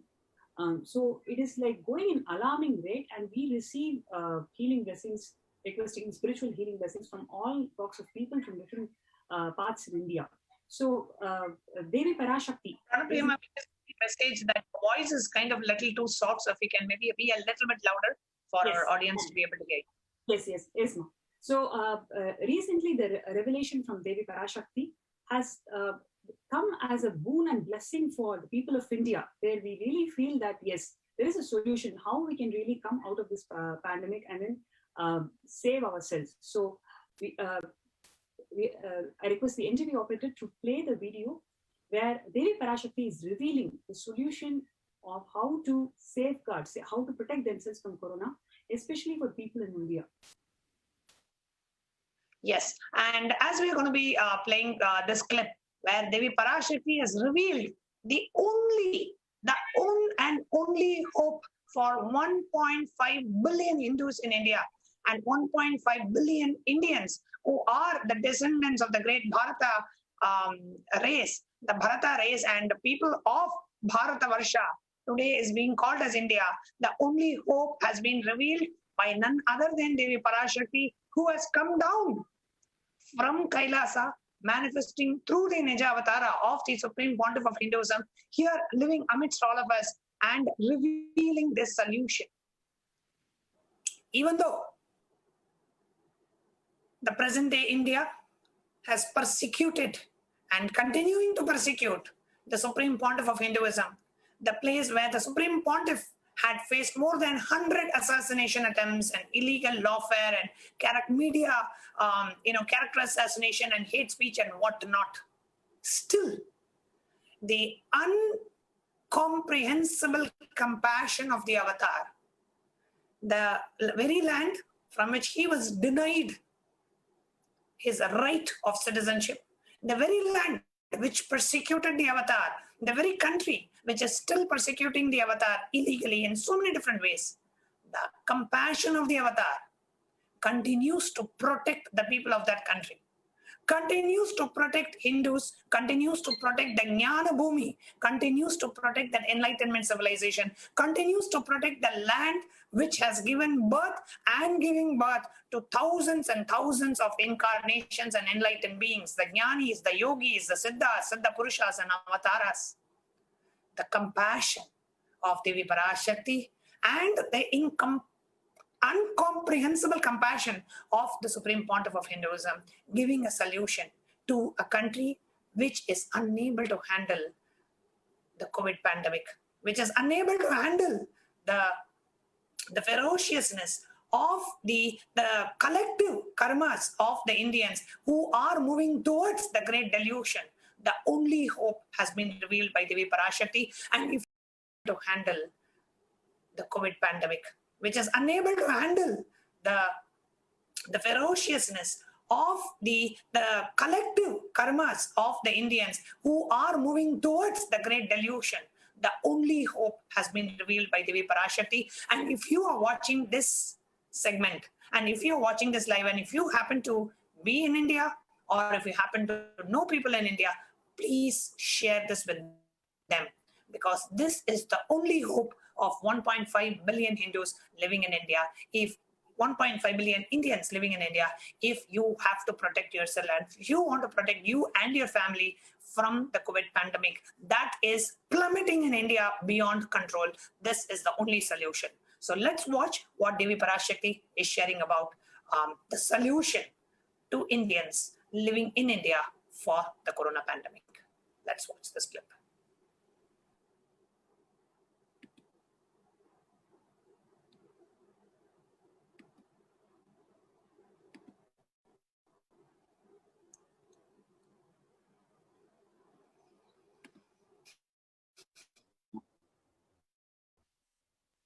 ஓம் ஓம் ஓம் ஓம் ஓங்காரத்துயர்ந்து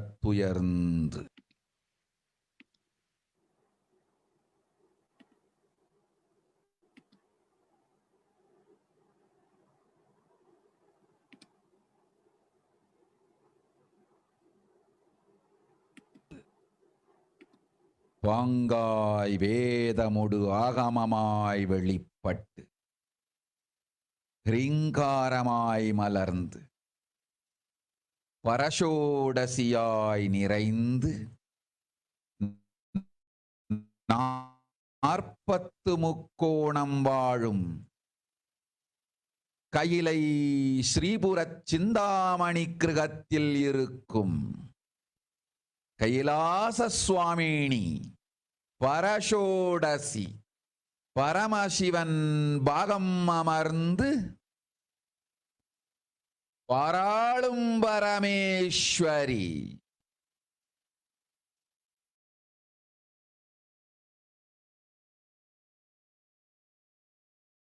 பரமசக்தி மனோன்மணி மீனாட்சி நித்யானந்தனாய் நிஜாவதாரம் கொண்டேன் இங்கு எல்லோர்க்கும் நல்வரம் தந்திட எல்லா நன்மையும் அருளிட ஹிரண்ய கர்ப்பஸ்வரூபிணி பிரம்மாண்டயோனி சாம்பவி சந்திரமௌலி ரபலா அபர்ணா உமா பார்வதி சாவித்ரி நவயவனா சாம்ராஜ்யலக்ஷ்மி பரமேஸ்வரி பரஷோடசி மீனாட்சி நித்யானந்தனாய் உருக்கொண்டு இங்கு நிஜாவதாரமாய் வந்தேன். அருட்பெருங்கருணையினால் அருளுகின்றேன் கேளுங்கள். மக்களே, உங்கள் எல்லோருக்கும் நன்மை செய்யவே நாம் இங்கு நித்யானந்தன் வடிவு கொண்டு நிஜாவதாரமாய் இறங்கி வந்தோம். இந்திய நாட்டு மக்களே, கேட்டுக்கொள்ளுங்கள், நன்றாய் கேளுங்கள். காலம் காலமாய் அவதாரம் இருக்கின்ற ஒரு பாரதத்தை இழக்க இயலாது. மக்களே,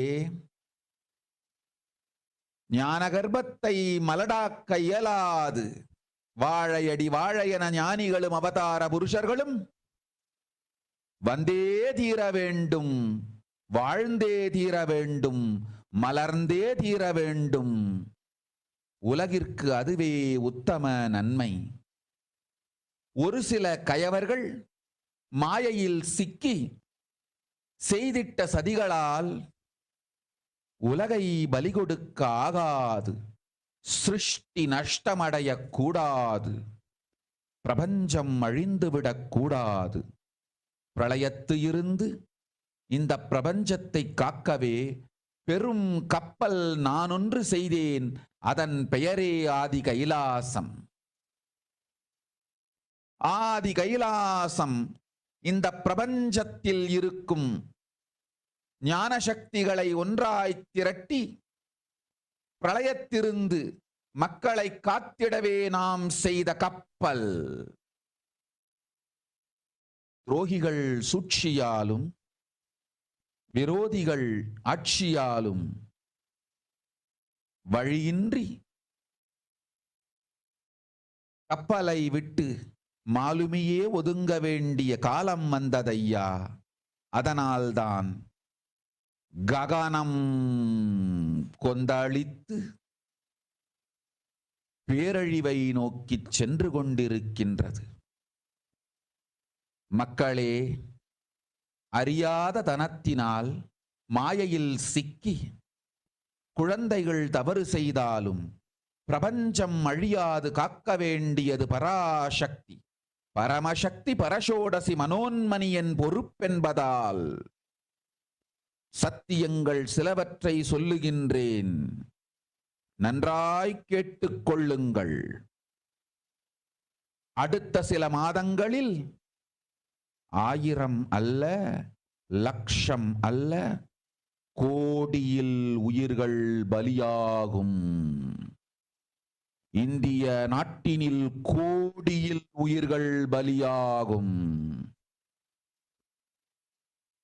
உண்மையை சொல்லுகின்றேன், நன்மையை சொல்லுகின்றேன், தேடிக்கொள்ளுங்கள் உங்கள் வாழ்க்கைக்கு பாதுகாப்பை. ஆதி கைலாசத்தை நிர்வகிக்கும் அன்பர்களே, நன்றாய் கேளுங்கள். 12 ஆண்டுகளுக்கு முன்பாக வரப்போகும் இந்த மாபெரும் பிரளயத்தை தெரிந்து கொண்டு உலகில் இருக்கும் எல்லா ஔஷத சக்திகளையும் ஒன்றாய் திரட்டி நவபாஷாணத்து நிறுத்தி ஆனந்த லிங்கமாய் வைத்திய சரோவரத்தில் ஸ்தாபித்து வைத்தேன். வருகின்ற குரு பூர்ணிமையோடு 12 ஆண்டுகள் அந்த ஞான ரசவாதம் பழுத்து முதிர்ந்து முழுமையான நவபாஷாண லிங்கமாய் மலர்ந்து விடுகின்றது. வருகின்ற குரு பௌர்ணமியில் இருந்து வருகின்ற எல்லோரும் அங்கு வந்து நவபாஷாண தீர்த்தத்தில் தீர்த்தமாடி செல்ல அனுமதியுங்கள். அதற்கு வகை செய்யும் விதத்திலே நல்ல முறையிலே எல்லா நன்மையும் செய்து வையுங்கள். இந்த தீர்த்தத்தில் தீர்த்தமாடியோர்க்கும் அந்த தீர்த்தத்தை அருந்தியோர்க்கும் கொரோனா கொடுந்தொற்று வராது, மரணம் இல்லை, துக்கம் இல்லை. இது அறிவியல் பூர்வமாய் அனுபவபூர்வமாய் நிரூபிக்கப்படும். அதனால் கோடிக்கணக்கில் மக்கள் வரிசையில் நின்று தினந்தோறும் வந்து நவபாஷாணத்தாலான ஆனந்த லிங்கத்தில் நித்யானந்த லிங்கத்தில் நீராடி வணங்கி நன்மை பெற்றுச் செல்வார்கள். நன்றாய் கேளுங்கள் மக்களே. ஆதி கைலாசத்து நிர்வாகிகளே, இந்த ஒரு சேவையை உலகத்திற்கு செய்யுங்கள். நீங்கள் செய்த எல்லா கர்மங்களுக்கும் பிராயஷ்சித்தமாகும். நல் அமைதியும் ஞானமும் யோகமும் உங்களுக்கும் கிட்டும், உலகத்திற்கும் கிட்டும். 12 ஆண்டுகள் முன்பாக பராசக்தி நான் செய்து வைத்த நவபாஷாணம் சித்தித்து புளித்து பழுத்து முதிர்ந்து ரசவாத யோகத்தில் சித்தியாகி இன்று நிறைந்த நவபாஷாண நித்யானந்த லிங்கமாய் வைத்திய சரோவரத்தில் மலர்ந்திருக்கின்றது. இதை செய்த காரணம் வரப்போகும் பிரபஞ்சத்தின் பிரளயத்திலிருந்து மக்களை காத்திடவே. எல்லோரும் கேளுங்கள்.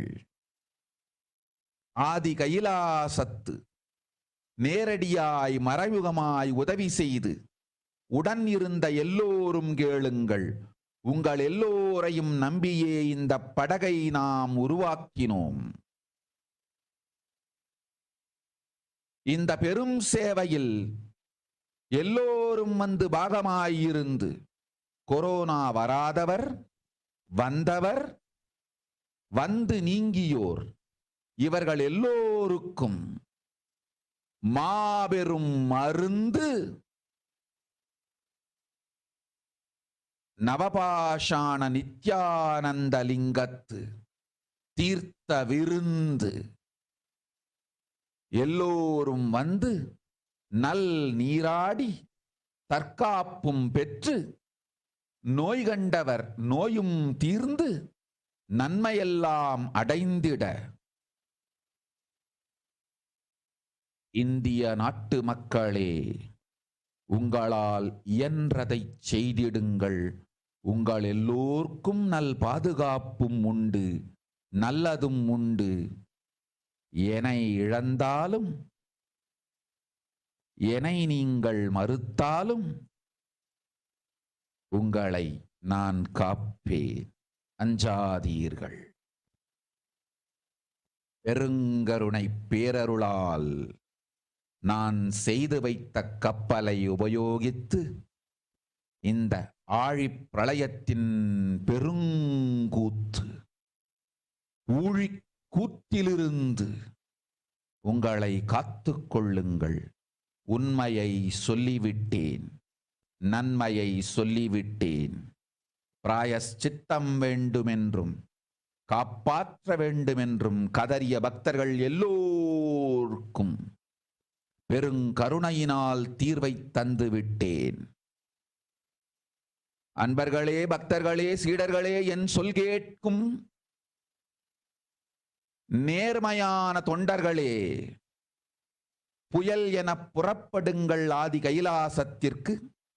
தேவையானதெல்லாம் உடனடியாய் செய்து வரப்போகும் மக்களுக்கெல்லாம் அன்னதானம் செய்து அவர்கள் நல்லபடி வைத்திய சரோவரத்தில் தீர்த்தமாடி நவபாஷாண மருந்தையே விருந்தாய்க் கொண்டு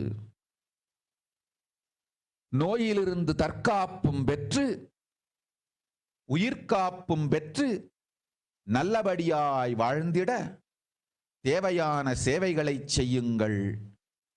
இதுதான் உங்கள் எல்லோருக்கும் பிராயஷ்சித்தம்.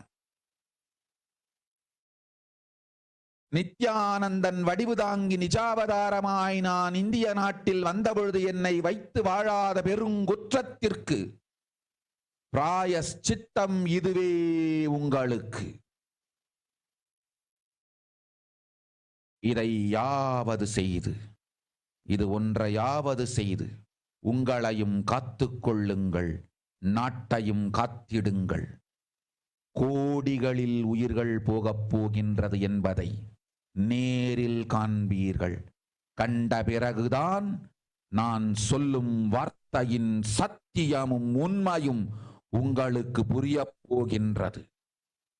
அழிவதற்கு முன் வந்து நவபாஷாண மருந்தை விருந்தாய்ப் பெற்று மரணத்திலிருந்து உங்களை காத்துக் கொள்ளுங்கள். மக்களே, இது ஒன்றே வழி. ஓம் ஓம் ஓம். பெருங்கருணை பேரருளால் அன்னை பராசக்தி அருளினேன் சத்தியத்தை. இந்த ஒரு சத்தியத்தை உடனடியாய் புரிந்து கொண்டு உங்களுக்கும் உலகத்துக்கும் நன்மை செய்து கொள்ளுங்கள். ஆதி கைலாசத்து நித்யானந்த லிங்கத்தின் எல்லைக்குள் ஆருக்கும் கொரோனா கொடுந்தொற்று தீண்டாது. இந்த சத்தியத்தை அனுபவபூர்வமாகவும் அறிவியற்பூர்வமாகவும் முழுமையாக நீங்கள் புரிந்து கொள்வீர்கள். இது நிரூபணமாகும்.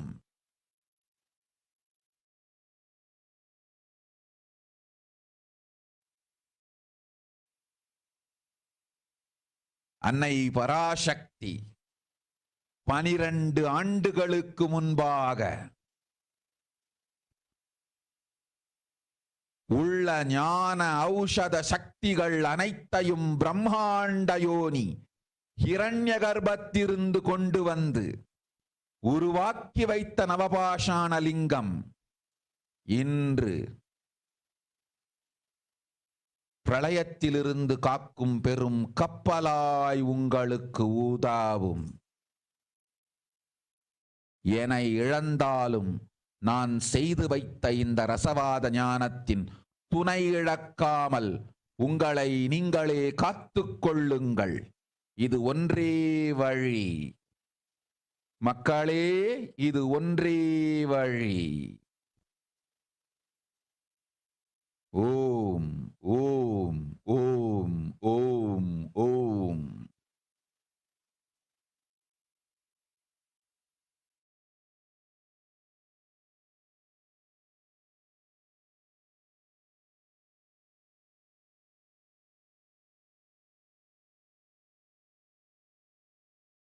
There are some great spiritual sciences unique to Hinduism. Subtle, otherworldly, but definitive sign manifesting the cosmic beings in Archavatara, deities in Nijavatara, living incarnations is possible. Understand? Kriyapada of Vedas and Agamas elaborately explain the whole science of making the cosmic beings manifest in Archavatara deities and Nijavatara living incarnations, both. During the Bhava Samadhi Darshan, literally those cosmic beings manifest through this body. Just like how they manifest in Archavatara deity, they manifest in Nijavatara, Pratyakshavatara, and give you all the boons you ask, bless you. You see, each God is an independent intelligence to lead you to enlightenment. Each God is a bridge for you to achieve the Shivatva, the ultimate Shiva consciousness. Krishna is the bridge for you to achieve the Krishna consciousness. But Shiva consciousness, Krishna consciousness, all consciousness is one and the same. Ultimate consciousness only. So that energy itself completely expresses. Just like Radhika, when I see my own sweetness in the mirror, I become eager to taste it. I find that the only way to relish this sweetness is through the constitution of Sri Radhika. Bhava Samadhi Darshan is a window to the infinite expanse of consciousness, allowing us to glimpse the formless in a way that we can understand. It cleanses the karmas of lifetimes. It awakens our biomemory to the space of Paramashiva, the ultimate consciousness, and creates a deep and lasting transformation in us.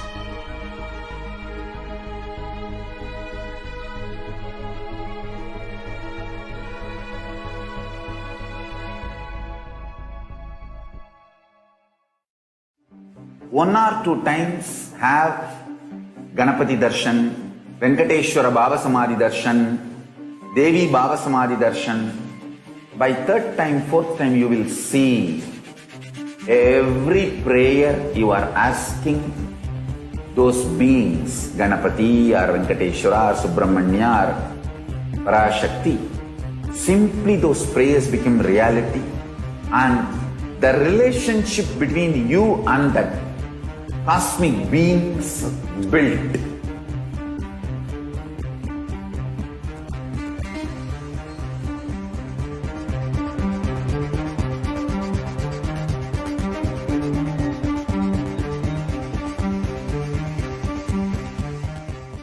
I tell you, each Bhava Samadhi Darshan is a spiritual treat, enjoy. Spiritual feast, enjoy. Don't miss it.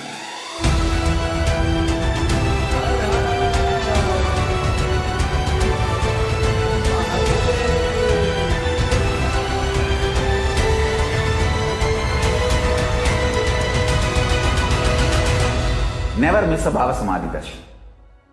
Enjoy Paramashivoham, which is introducing and making you cognize the cosmic principles and cosmic beings.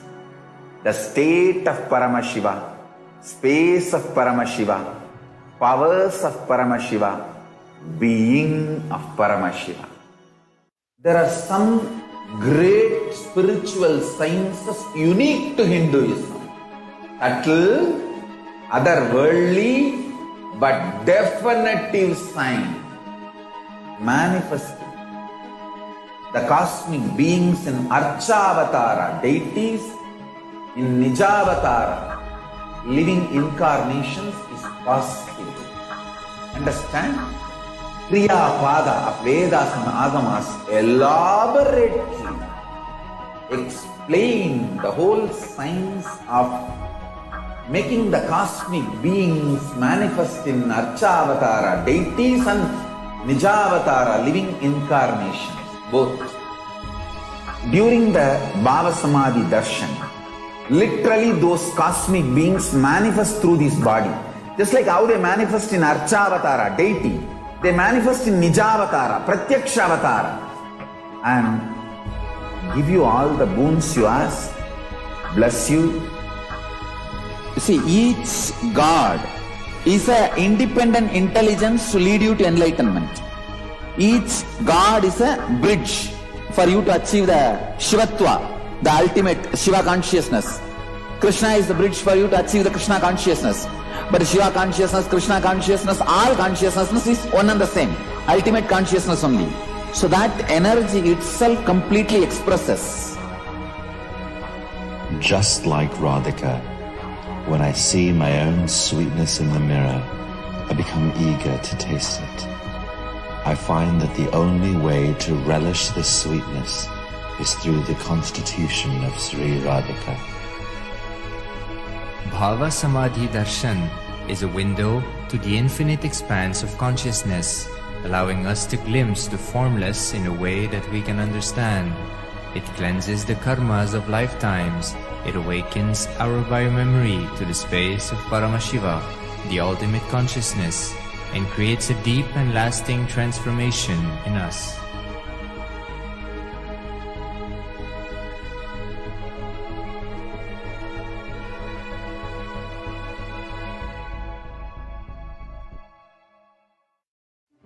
One or two times have Ganapati Darshan, Venkateshwara Bhava Samadhi Darshan, Devi Bhava Samadhi Darshan.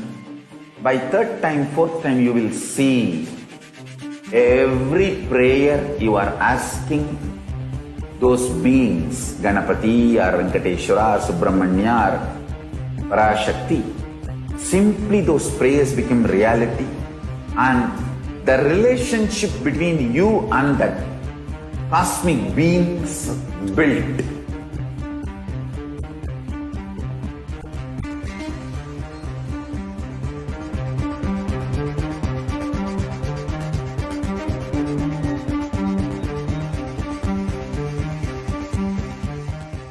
I tell you, each Bhava Samadhi Darshan is a spiritual treat. Enjoy.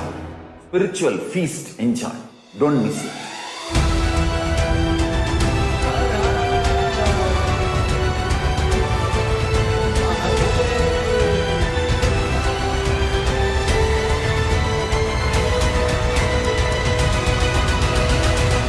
Never miss a Bhava Samadhi Darshan. Enjoy Paramashivoham, which is introducing and making you cognize the cosmic principles and cosmic beings. The state of Paramashiva, space of Paramashiva, powers of Paramashiva, being of Paramashiva. There are some great spiritual sciences unique to Hinduism. Subtle, otherworldly, but definitive sign. Manifesting the cosmic beings in Archavatara, deities, in Nijavatara, living incarnations is possible. Understand?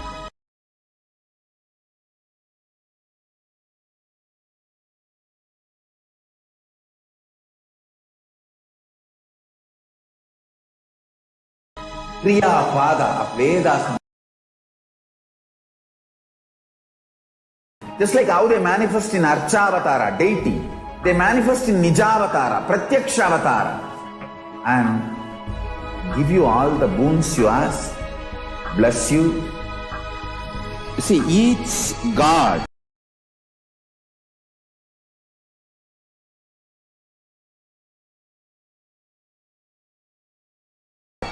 is an independent intelligence to lead you to enlightenment.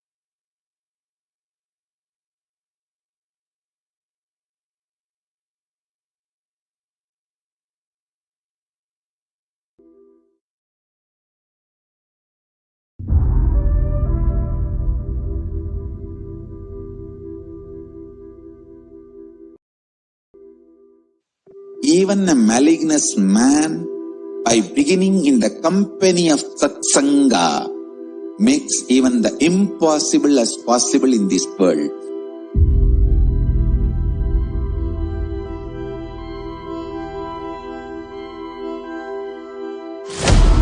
Kailasa is the message from Paramashiva to have superconscious breakthrough.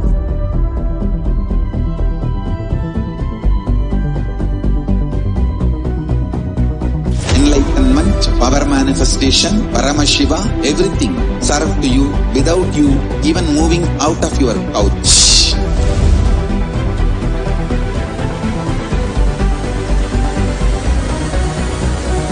We have perfected the science of helping every individual from every cultural, religious, nationality background. We can multiply the quality and quantity of your life.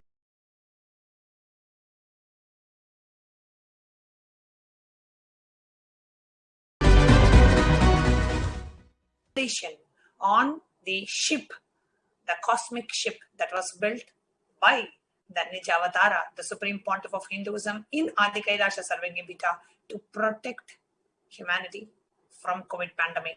We will now be sharing with you the translation, because the revelation of Devi Parashakti was in the source language, the Moola Mori, which is called Tamil, which is the source language of both Tamil and Sanskrit. So for those of you who did not understand the revelation in the language that was expressed and manifested, we will now be sharing the translation in English, a rough translation, just to give us an understanding in English of what was revealed by Devi Parashakti. So let us take a look at the translation.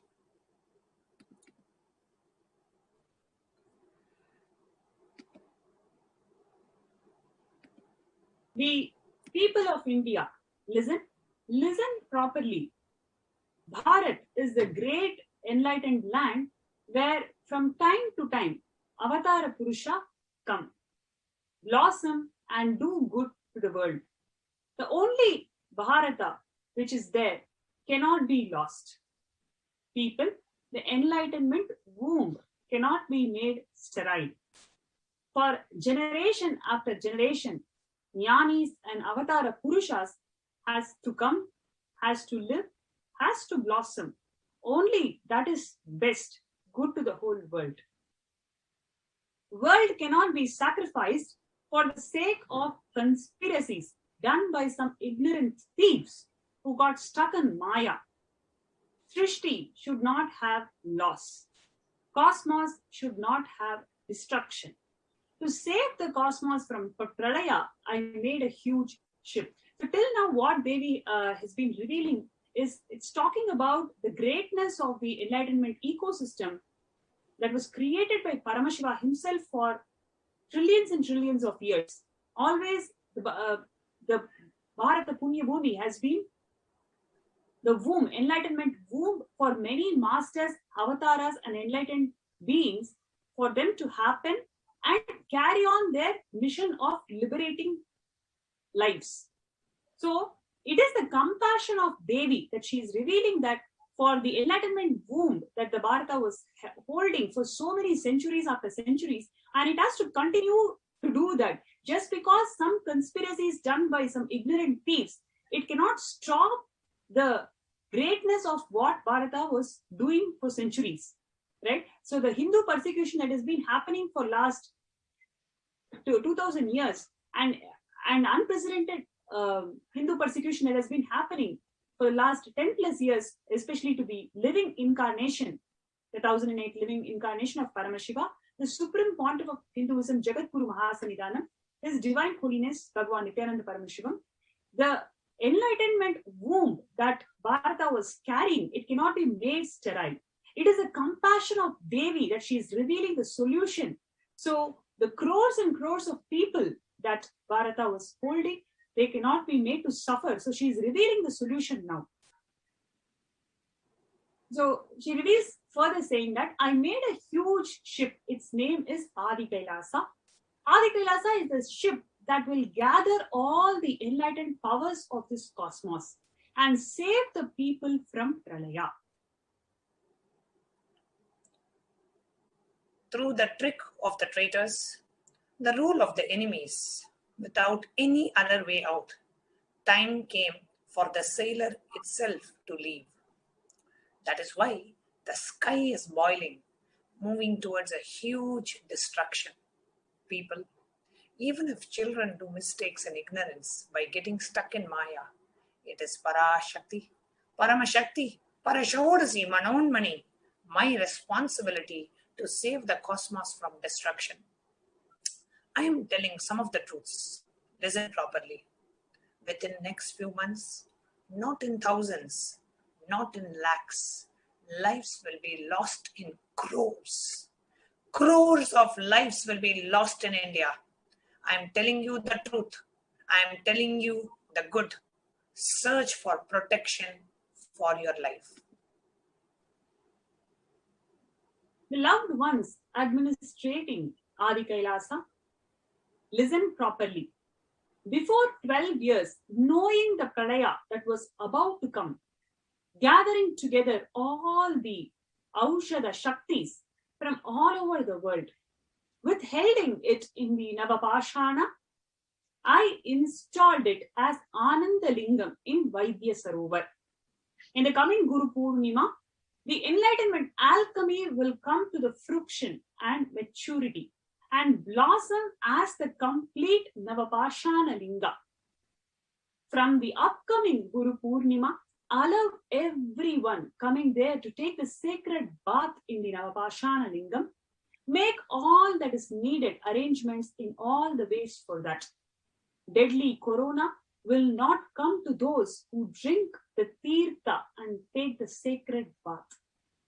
This is the compassion of Parashakti, revealing the solution for crores and crores of lives who are going to get affected with corona in India, how they can come out of this, how they can save themselves just by having the tirtham and sacred bath in the Punya Kshetra, where the Supreme Pontiff of Hinduism has installed this sacred 21 feet Navapashana Linga called Anandalinga. In the further segment, we will be explaining the benefits and how this Navapashana Linga was installed by the Supreme Pontiff of Hinduism. There is no death. There is no suffering. This will be scientifically and experientially proved. So crores of people will come every day, standing in queue to take bath and worship the Navapashana Lingam and leave receiving the goodness. Listen properly, people. Kailasa administrators, do this one seva. It will be a price chitta for all the karmas you did.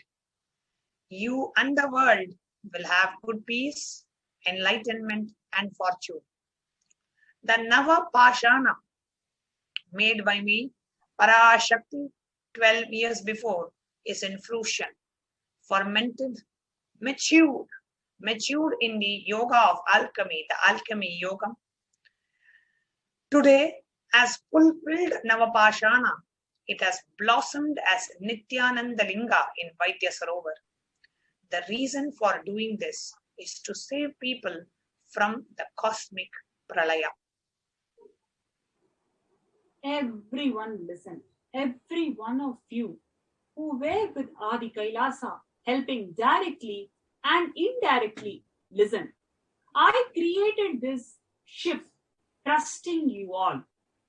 In this great seva, everyone being a part, people who did not get corona, people who are affected with corona, people who got recovered from corona, for all of them, great medicine is the treat, is a tirtha treat of the Navapashana Nithyananda Linga.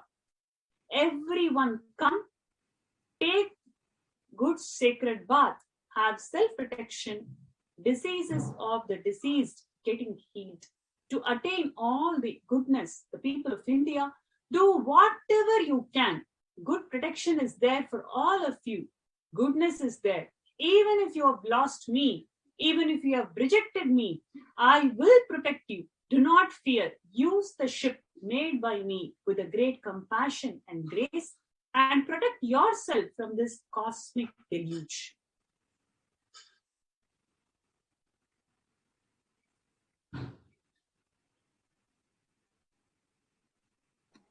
The next. I told the truth. I told the goodness. For all the devotees who cried for protection, I gave the solution with great compassion. Devotees, disciples, and honest volunteers start as a cyclone to Kailasa, Adi Kailasa, doing all that is needed immediately, doing Annadan to the people who will be coming, taking bath in Navapashana, having the medicine of Navapashana as a feast, getting self-protection from the disease, having the protection to the soul, to live in goodness, do all the needed seva. This is the Prayaschitta for all of you. This is the Prayaschitta for the huge crime of not having me with them when I came to India taking the form of Nithyananda as the Nija Avatar. Do at least this. Do at least this one sin, one thing, and save yourself and the country. You will directly see crores of life getting lost. Only after seeing, you will understand the truth of my words. Before destroying, have the Navapashana medicine as a feast and save yourself from the death. People, this is the only way.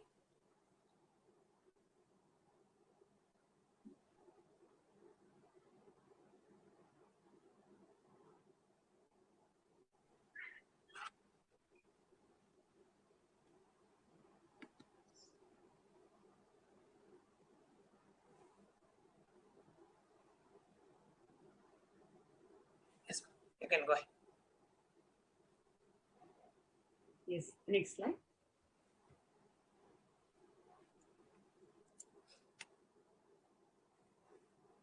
With the great compassion and the grace, Mother Parashakti, I bestowed with the truth. Understand this one truth immediately and do good to yourself and the world.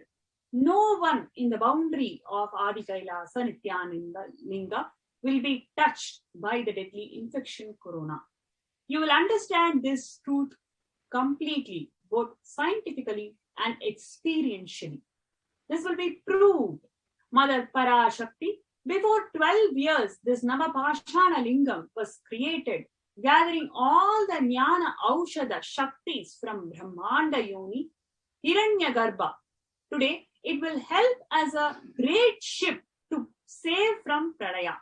Even if you have lost me, do not lose the protection of the alchemy, enlightenment created by me, and save yourself. This is the only way, oh people, this is the only way. Further, Devi Parashakti, on the very next day, on the 13th of May, gave a follow-up reading, revelation on the Vaidya Sarovar. Let us watch this clip.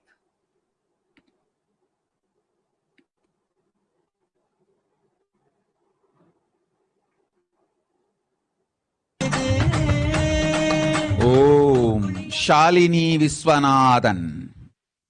உலகமெல்லாம் corona எனும் கொடுந்துக்கத்தால் மடிவதைக் கண்டு சகிக்க முடியவில்லை என்று கதறுகின்றாய் மகளே. என்ன செய்வது? உலகைக் காக்க நானும் ஒரு பெருங்கப்பல் கட்டினேன், ஆதி கைலாசம் செய்தேன். அது அழியும் பொழுது நீ காண சகிக்காது இருந்தும் கண்டும் சும்மா இருந்தீர்கள். ஆதி கைலாசம் அழியும் பொழுது கண்டு சும்மா இருந்தவர்கள் உலகம் அழியும் பொழுதும் கண்டு சும்மா இருந்தேதான் தீர வேண்டும். உங்களை காப்பதற்கு கப்பல் கட்டினேன். அந்த கப்பலை காத்திட யாரும் துணை நில்லாது அவரவர் வாழ்வை கவனிக்கச் சென்றீர்கள். இப்பொழுது படுந்துக்கத்தை நீங்கள் பட்டுதானே தீர வேண்டும். நன்றாய் புரிந்து கொள்ளுங்கள். அரசு, நீதி, நிர்வாகம், காவல் பணம் எனும் எட்டு துறையும் ஊடகத்தோடு சேர்ந்து மக்களுக்கு நேர்மையோ நீதியோ இல்லாது செயல்படுவதனால் மனித இனமே உருகிக் கரைவதை நீங்கள் பார்ப்பீர்கள். என்ன செய்வேன் மகளே? எத்துணையோ சொன்னேன், எத்துணையோ செய்தேன், இன்னமும் சொல்லுகின்றேன். ஞான இனம் சனாதன ஹிந்து மதம் அழியவிட மாட்டேன். கைலாசத்தில் விதை வங்கி செய்து வைத்து விடுவேன். பாரதத்தில் ஹிந்து மதம் இருக்க வேண்டுமா என்று இந்தியர்கள் முடிவு செய்து கொள்ளுங்கள். என்ன செய்வது? தன் வாழ்க்கையை தாண்டி இந்த சனாதன ஹிந்து தர்மமே வாழ்ந்திட வேண்டும் என்று வாழ்ந்திடத் தயாராயிருக்கும் கோடி பேர் புறப்பட்டால் இந்து மதம் இந்தியாவில் இருக்கும்.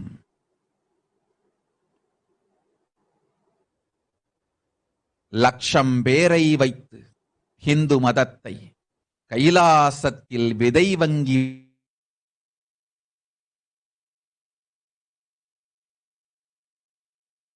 சரியை கிரியை யோக ஞானமெனும் எல்லா வகைகளோடும் வரித்து உயிரோடு வைத்து விடுவேன் பராசக்தி நான்.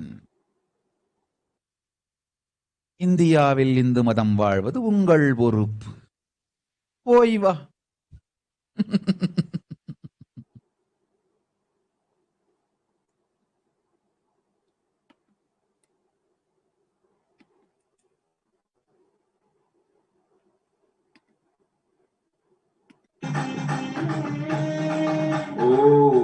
Shot.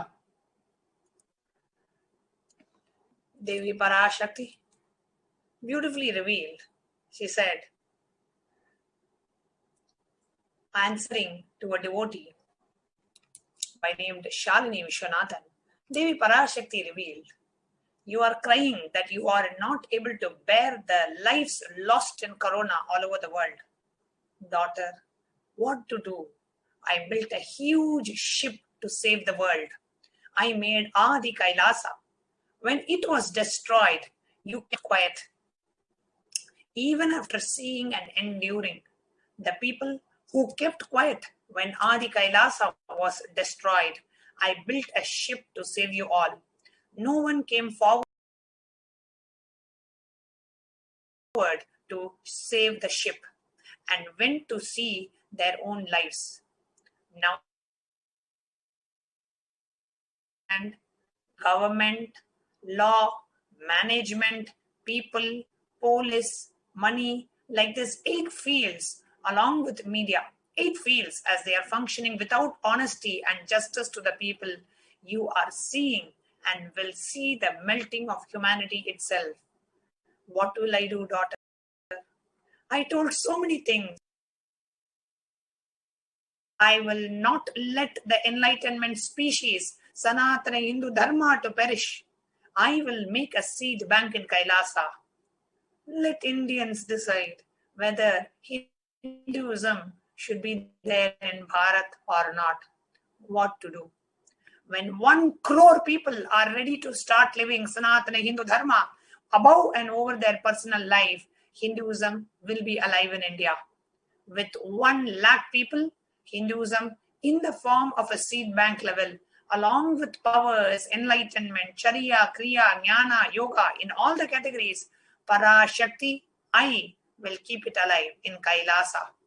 It is your responsibility to keep Hinduism alive in India. This is what Devi Parashakti herself shared, revealing about the cosmic ship that Parashakti had built in India. Now we are going to see what and how India is today suffering because of this COVID pandemic the health issues, the physical and the mental health affecting India is what we are going to see in the further part of this segment.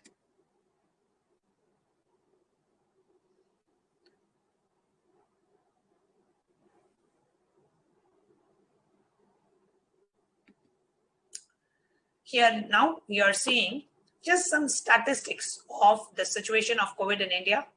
India reports over 400,000 fresh COVID cases for the first time. India records over 66 lakh COVID-19 cases in April. Coronavirus live updates in a new global record. India sees daily COVID-19 cases spike of 4 lakh, 3,523 deaths reported. Delhi running out of space for cremations. And COVID-19 now the second biggest cause of death in India. No vaccination in Mumbai for 3 days from tomorrow. Death rise in Bangalore slums amidst low COVID testing.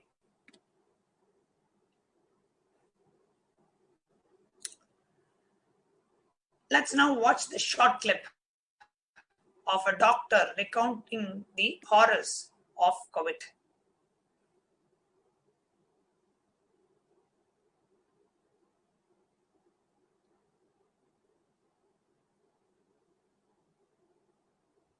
I told parents that their 22-year-old son died. Lied to patients that they would get better when I knew to my bones that they wouldn't. Watched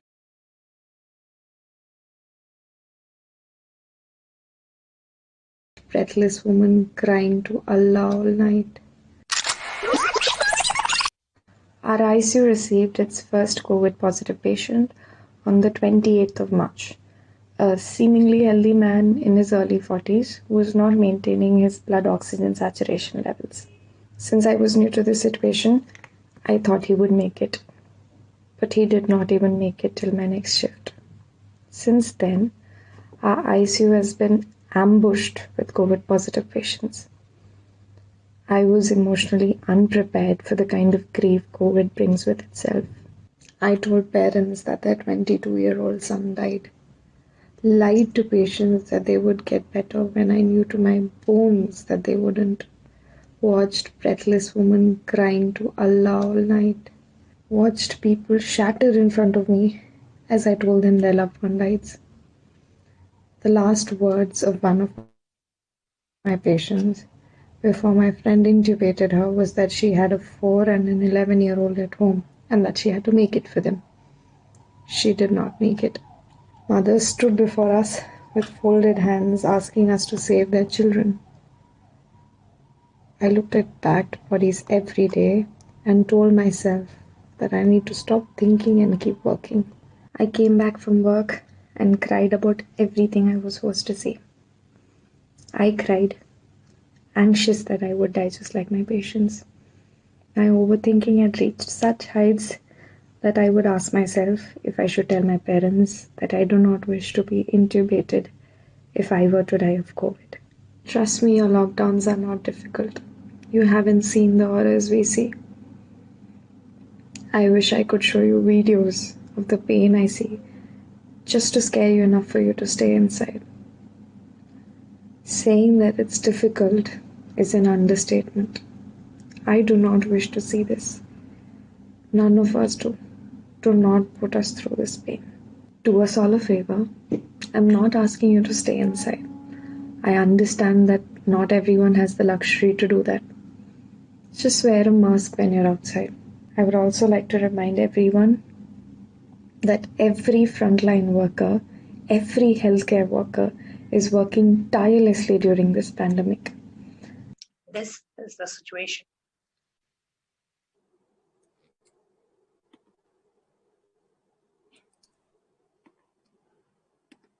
This is the situation of the COVID pandemic in India.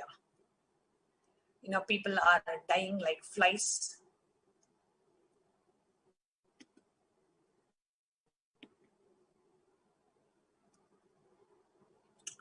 And people without oxygen, people not getting a bed in the hospital, not having enough COVID vaccines, not having even the testing swabs of COVID and whatnot. this is what is happening in India. And Devi Parashakti has revealed the solution for all of us to protect ourselves from this pandemic. You can see how by hiding the real number of COVID-19 cases and deaths, some Indian states are disempowering people. So there are so many of the media reports that has been coming on every hour basis, how the numbers are underreported, especially recently from Gujarat, like the number of death certificates that's been issued on one single day crosses about 1.5 lakhs, while the numbers that's being reported is less than 4,000.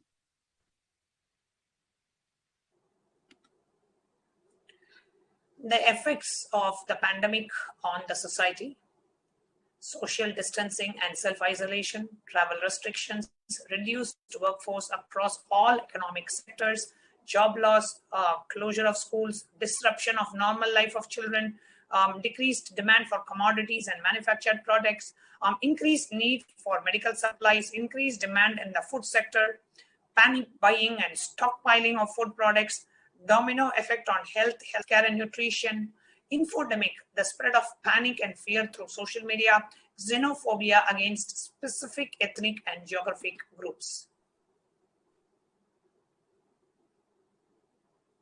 400 million full-time jobs are lost in terms of working hours. Amongst the worst hit are the 1.6 billion workers in the informal economy, and young people, women, and persons are all suffering with so many disabilities.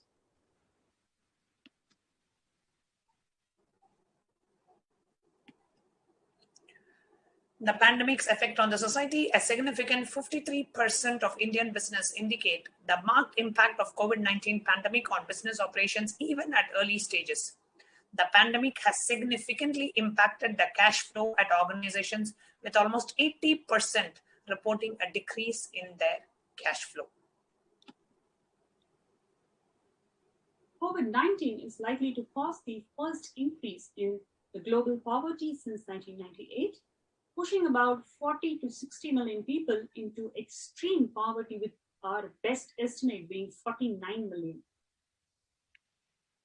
From 24th of June to 30th of June 2020, around 22% of essential workers in the US reported seriously considering suicide in the past month. The statistic illustrates the percentage of US adults who reported the increased substance use or suicidal ideation related to COVID-19 pandemic by their employment status. Now, what are the different spiritual solutions for healing from COVID-19? How do we maintain our physical and mental states during this COVID pandemic? Let us watch the short clip from the Supreme Pontiff of Hinduism.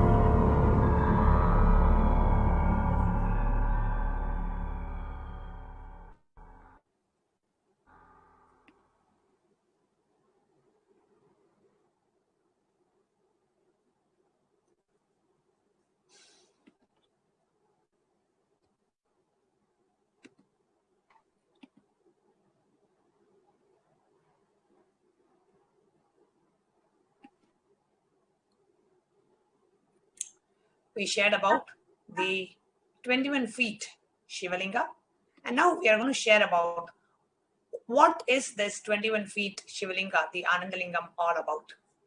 Yes, Prana Prema, you can go ahead. Yes.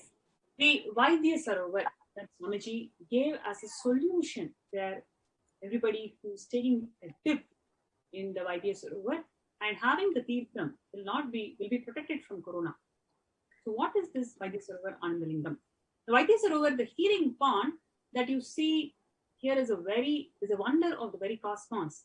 At the center is a 21-foot Anandalingam has been erected by the Supreme Pontiff of Hinduism, Swamiji, using the esoteric secret science of Navapashana, the alchemy of using 9 poisons, Navapashana, and 1008 sacred herbs to miraculously heal all the diseases.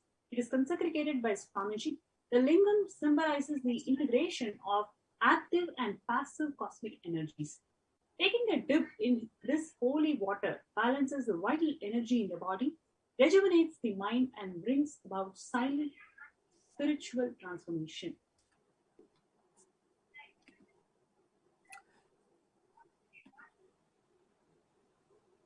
In addition, the Anandalingam is surrounded by thousands of Shivalingas in sacred formations that magnify the effect of the ritual performed to lakhs of times.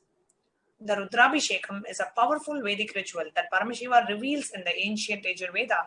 Chanting the Rudram creates a powerful healing vibrations, fulfills all your desires, and unleashes the blessings of the cosmos. Any word we repeat in our inner space gets recorded in the brain and the biomemory and decides the circuit of the brain signals. Namaha, which is repeated 300 times in Sri Rudram, breaks the unconscious part of our mind where the root cause of all our health problems reside. And when you are in the presence of the Avatar himself performing the Rudrabhishekam, lifetimes of karmas are washed away, fulfills all your desires. The state, space, and superpowers and the very being of Paramashiva manifest through his grace.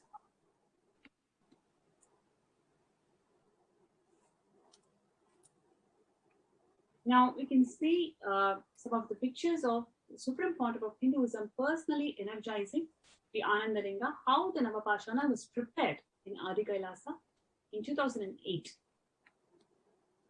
You can see the mixing of all the herbs and the specific preparation, sacred preparation of the Navapashana. And you can see how Swamiji is personally energizing and micromanaging the entire sacred alchemy science. The very science of Navapashana is such that this Navapashana, which is made out of 1008 herbs and 9 poisons which have a medicinal value, mixed in a specific concoction. This very concoction can only be prepared in the presence of an enlightened being. It is not just a mixture. So it is not just like you add herbs and you add the 9 poisons which have a medicinal value, you can make Navapashana. No. Navapashana can only be made in the presence of an enlightened being. Otherwise, the concoction will not come to fruition. And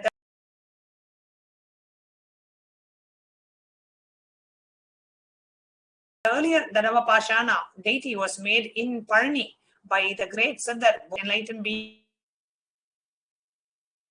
Avatar being performed by the incarnation of Paramashiva and Parashakti for it to achieve its fullest fruition.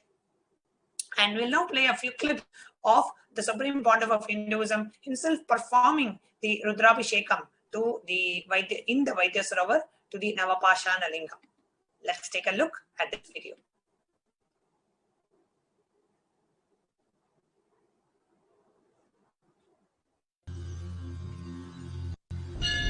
அஞ்சலென்றடையா பயம் தரும் லிங்கம் ஆனந்த நித்தியன் தந்த ஆனந்தலிங்கம் இனி நீக்கும் உயிர் காக்கும் ஞான ஒளியாக பூத்த நித்யானந்தன் தந்த உயர்லிங்கம் ஆதிலிங்கம் ஜோதிலிங்கம் அற்புதலிங்கம் ஞானலிங்கம் ஞானலிங்கம் நித்யம் தந்த ஆனந்தலிங்கம் ஆதிலிங்கம் ஜோதிலிங்கம் அற்புதலிங்கம் ஞானலிங்கம் நித்யம் தந்த ஆனந்தலிங்கம்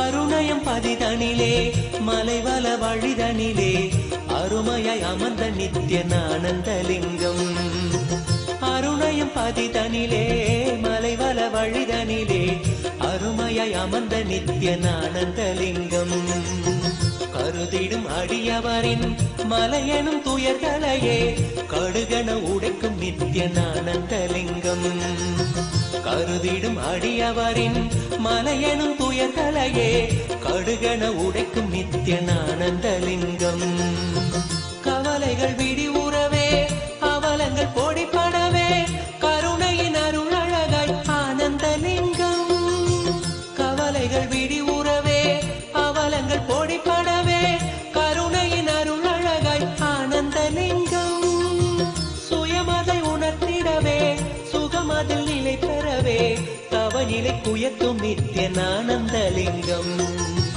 சுயமதை உணர்த்திடவே சுகமதில் நிலை பெறவே தவநிலை குயத்தும் நித்ய ஆனந்தலிங்கம் தவநிலை குயத்தும் நித்ய ஆனந்தலிங்கம் ஆதிலிங்கம் ஜோதிலிங்கம் அற்புதலிங்கம் ஞானலிங்கம் நித்யம் தந்த ஆனந்தலிங்கம் ஆதிலிங்கம் ஜோதிலிங்கம் அற்புதலிங்கம் ஞானலிங்கம் நித்யம் தந்த ஆனந்தலிங்கம்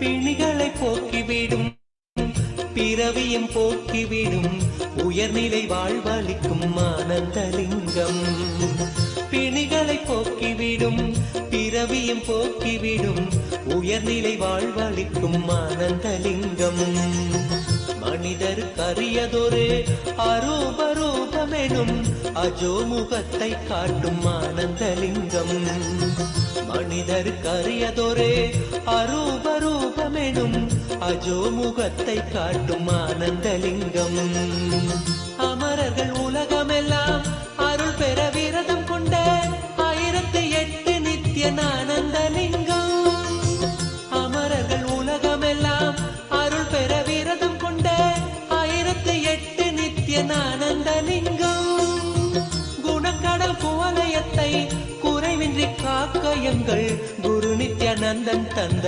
ஆனந்தலிங்கம் குணக்கடல் குவலயத்தை குறைவின்றி காக்க எங்கள் குரு நித்யானந்தன் தந்த ஆனந்தலிங்கம் குரு நித்யானந்தன் தந்த ஆனந்தலிங்கம் ஆதிலிங்கம் ஜோதிலிங்கம் அற்புதலிங்கம் ஞானலிங்கம் நித்யம் தந்த Ananthalingam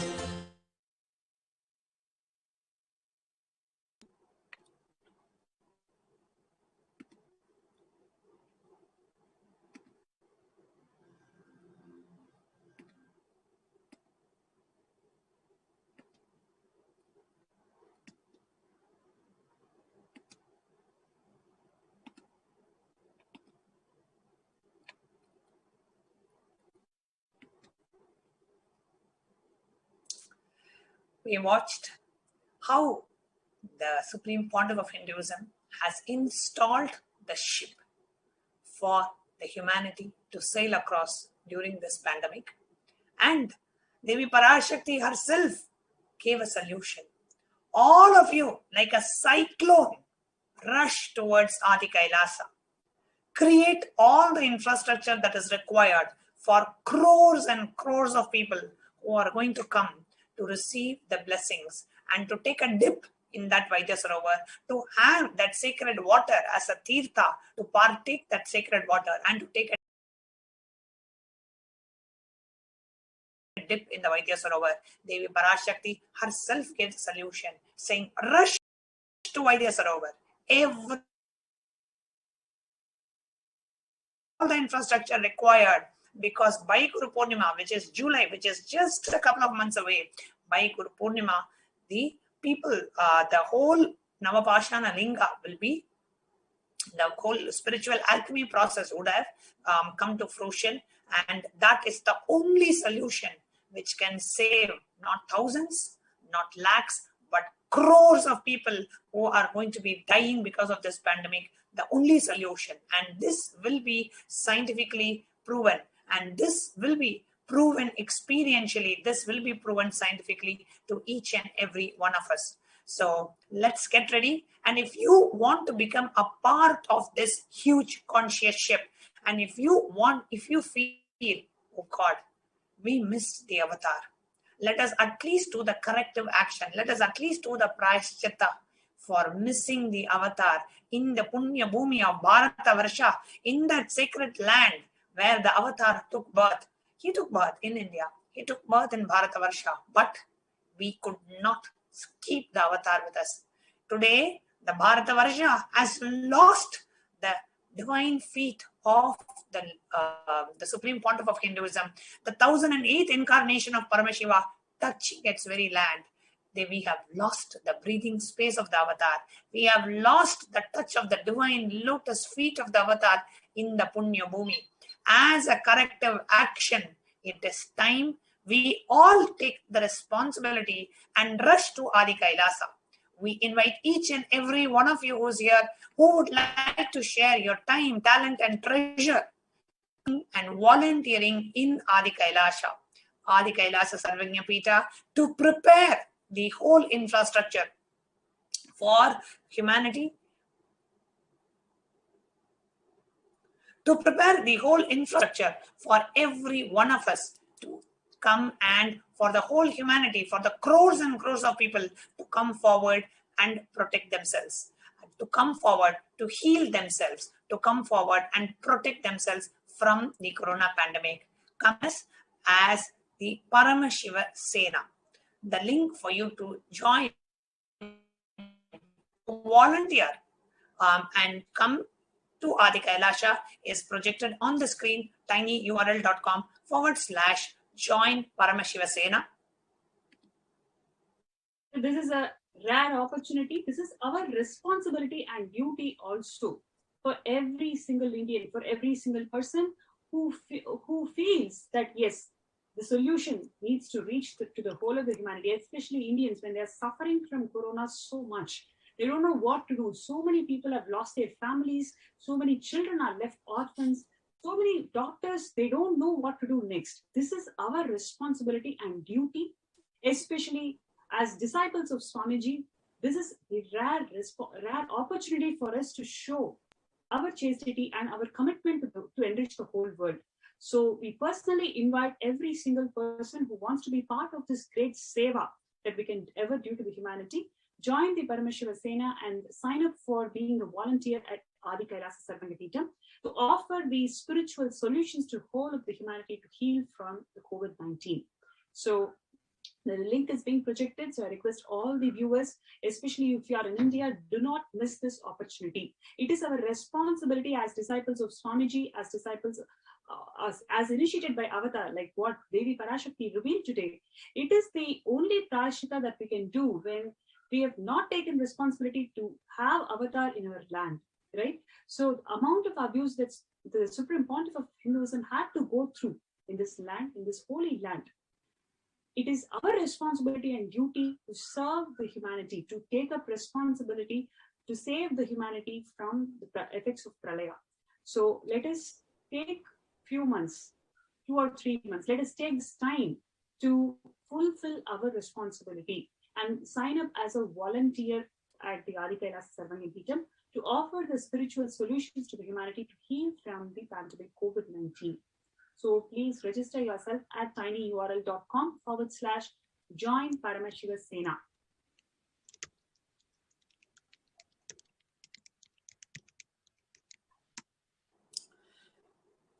And Maprana Prema, I have a question. Now, if I sign up to be a volunteer in the Paramashivoham, what does it mean?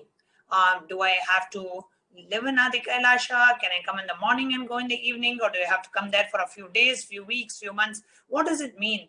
What does it involve if I sign up to become a part of Paramashivoham? If you can elaborate on that, please. Yes. So right now we are starting with preparations. So to house crores of people, how all these crores of people can come enter into the Adi Kailasa with different genders, and how we are going to enable the sacred bath into the Ananda Lingam. And then we'll also be serving Annadanam for all of the people who's and we'll be offering spiritual solutions also. So the whole event has to be planned on a mass scale. So we are inviting volunteers to take a COVID test, especially before they come into Adi Kailasa, and they have to be living in Adi Kailasa for a few weeks. So at the moment, we are requesting the volunteers to be living from now till Guru Purnima and prepare the entire Kshetra to house crores of people to be able to receive the spiritual healing from the Ananda Lingam. So they'll be staying in the Adi Kailasa as a team, as a family, as a teamily of Swamiji. We'll all be working together to prepare the entire Kshetra. Beautiful. And for those of you who are watching us, if you have any question, you can come to the YouTube live feed that we are streaming now, and you can ask your questions. You can sign up. Do not miss this opportunity. You get to be in the breathing space of the cosmic ship. Anybody who takes a dip and anybody who has partakes the tirtha and takes a dip can never be affected by the COVID pandemic. And this is going to be scientifically and experientially proven. And this is the Parashakti. This is the corrective action Devi Parashakti gave for all of us who saw Adi Kailash destroy in front of our eyes. She gave as a corrective action, as a Parashakti, to absolve of all the karmas that we have incurred for losing an incarnation from India. We, the Indians who are living in India today, living in the Punya Bhumi of Bharata, where the thousands and thousands of enlightened beings happened, happening, and will happen. We have lost the living incarnation of Paramashiva. And it is the responsibility of each and every Indian living in India and each and every Indian living outside of India. It is our responsibility to do whatever prashchitta that we need to do to protect Indians, to protect humanity. So come and join us in Paramashivoham. Just 3 months of volunteering can do so much to your inner space. Just being in that space where Avatar has touched every stone, every brick, every tree, every leaf will sing the glory of the Avatar. You know, just a few weeks back or a few months back, the Supreme Pontiff of Hinduism had said that Adi Kailasa will only be a training center. We will not be opening it up for the public. And so many of you lost an opportunity to even enter Adi Kailasa. But now with the current COVID pandemic, the ultimate compassion of Devi Parashakti, the Adi Kailasa is open for all of us to go and volunteer, and not just volunteer, it's open for the whole of humanity so that they can be saved from the only solution available to humanity, especially for Indians living in India, the only solution. Rush to Adi Kailasa Sarvanya Pita. Come and join us in Paramashivoham and let us do whatever it takes to protect Indians from the deadly COVID pandemic, which is going out of hands. The only solution is the divine solution. The only solution is the Avatar solution. The only solution is the solution revealed by Devi Parashakti. So we welcome each and every one of you watching this. Come and join us for a few months. You can be staying in Adi Kailasa, offering your volunteering services as we prepare that Kshetra, that Punya Bhumi, the beautiful enlightenment ecosystem established by the Avatar to receive crores and crores of people to come and take a dip. We have a lot of things to do, a lot of infrastructural arrangements to do, a lot of planning, and we are also going to do the Annadan, offering of food and ensuring that the entire stay and their visit to Adi Kailasa is as comfortable as possible and as seamless as possible so that crores and crores of people can come. There is a question by Ma Purushananda. After Guru Purnima, will they still need help? Definitely, Ma Purushananda, you can sign up if you are not able to come until Guru Purnima, but if you are able to come after Guru Purnima, still you can go ahead and sign up in the Paramashiva Sena, and our volunteers will connect with you and we'll work out the logistics of your volunteering seva in Adi Kailasa. Thank you so much for coming forward and offering your services. So with this, we come to a conclusion to this segment, and we will be sharing more and more about how you can become a part of Adi Kailasa and creating an infrastructure for humanity to use this conscious ship built by none other than the Supreme Pontiff of Hinduism, Jagadguru Mahasanidanam, His Divine Holiness, Bhagavan Nithyananda Paramashivam, in the upcoming segments of our NTV programs. With this, we come to the conclusion of this segment. We'll be concluding with the Purna Mantra, and we will be continuing further on the upcoming segments of the Nithyananda TV. So please stay tuned. We will now be ending this segment with the Purna Mantra.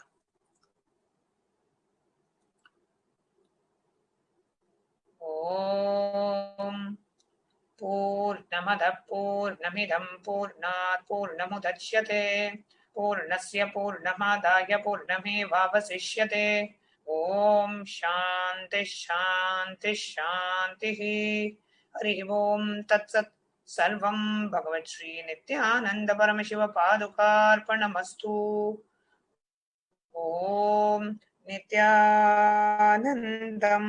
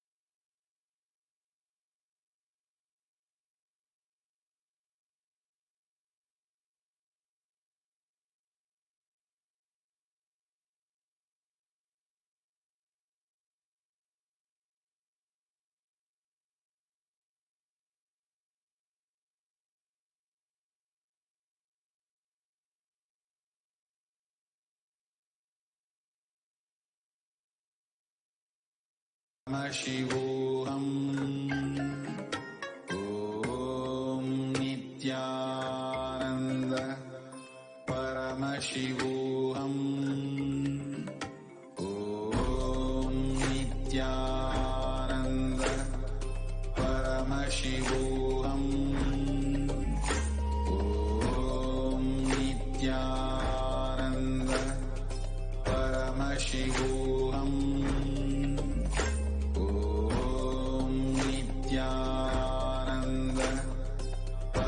Shivoham. Om Nithyananda Paramashivoham.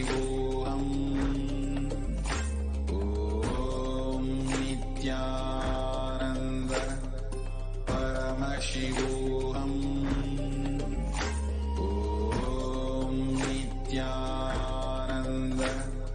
Paramashivoham.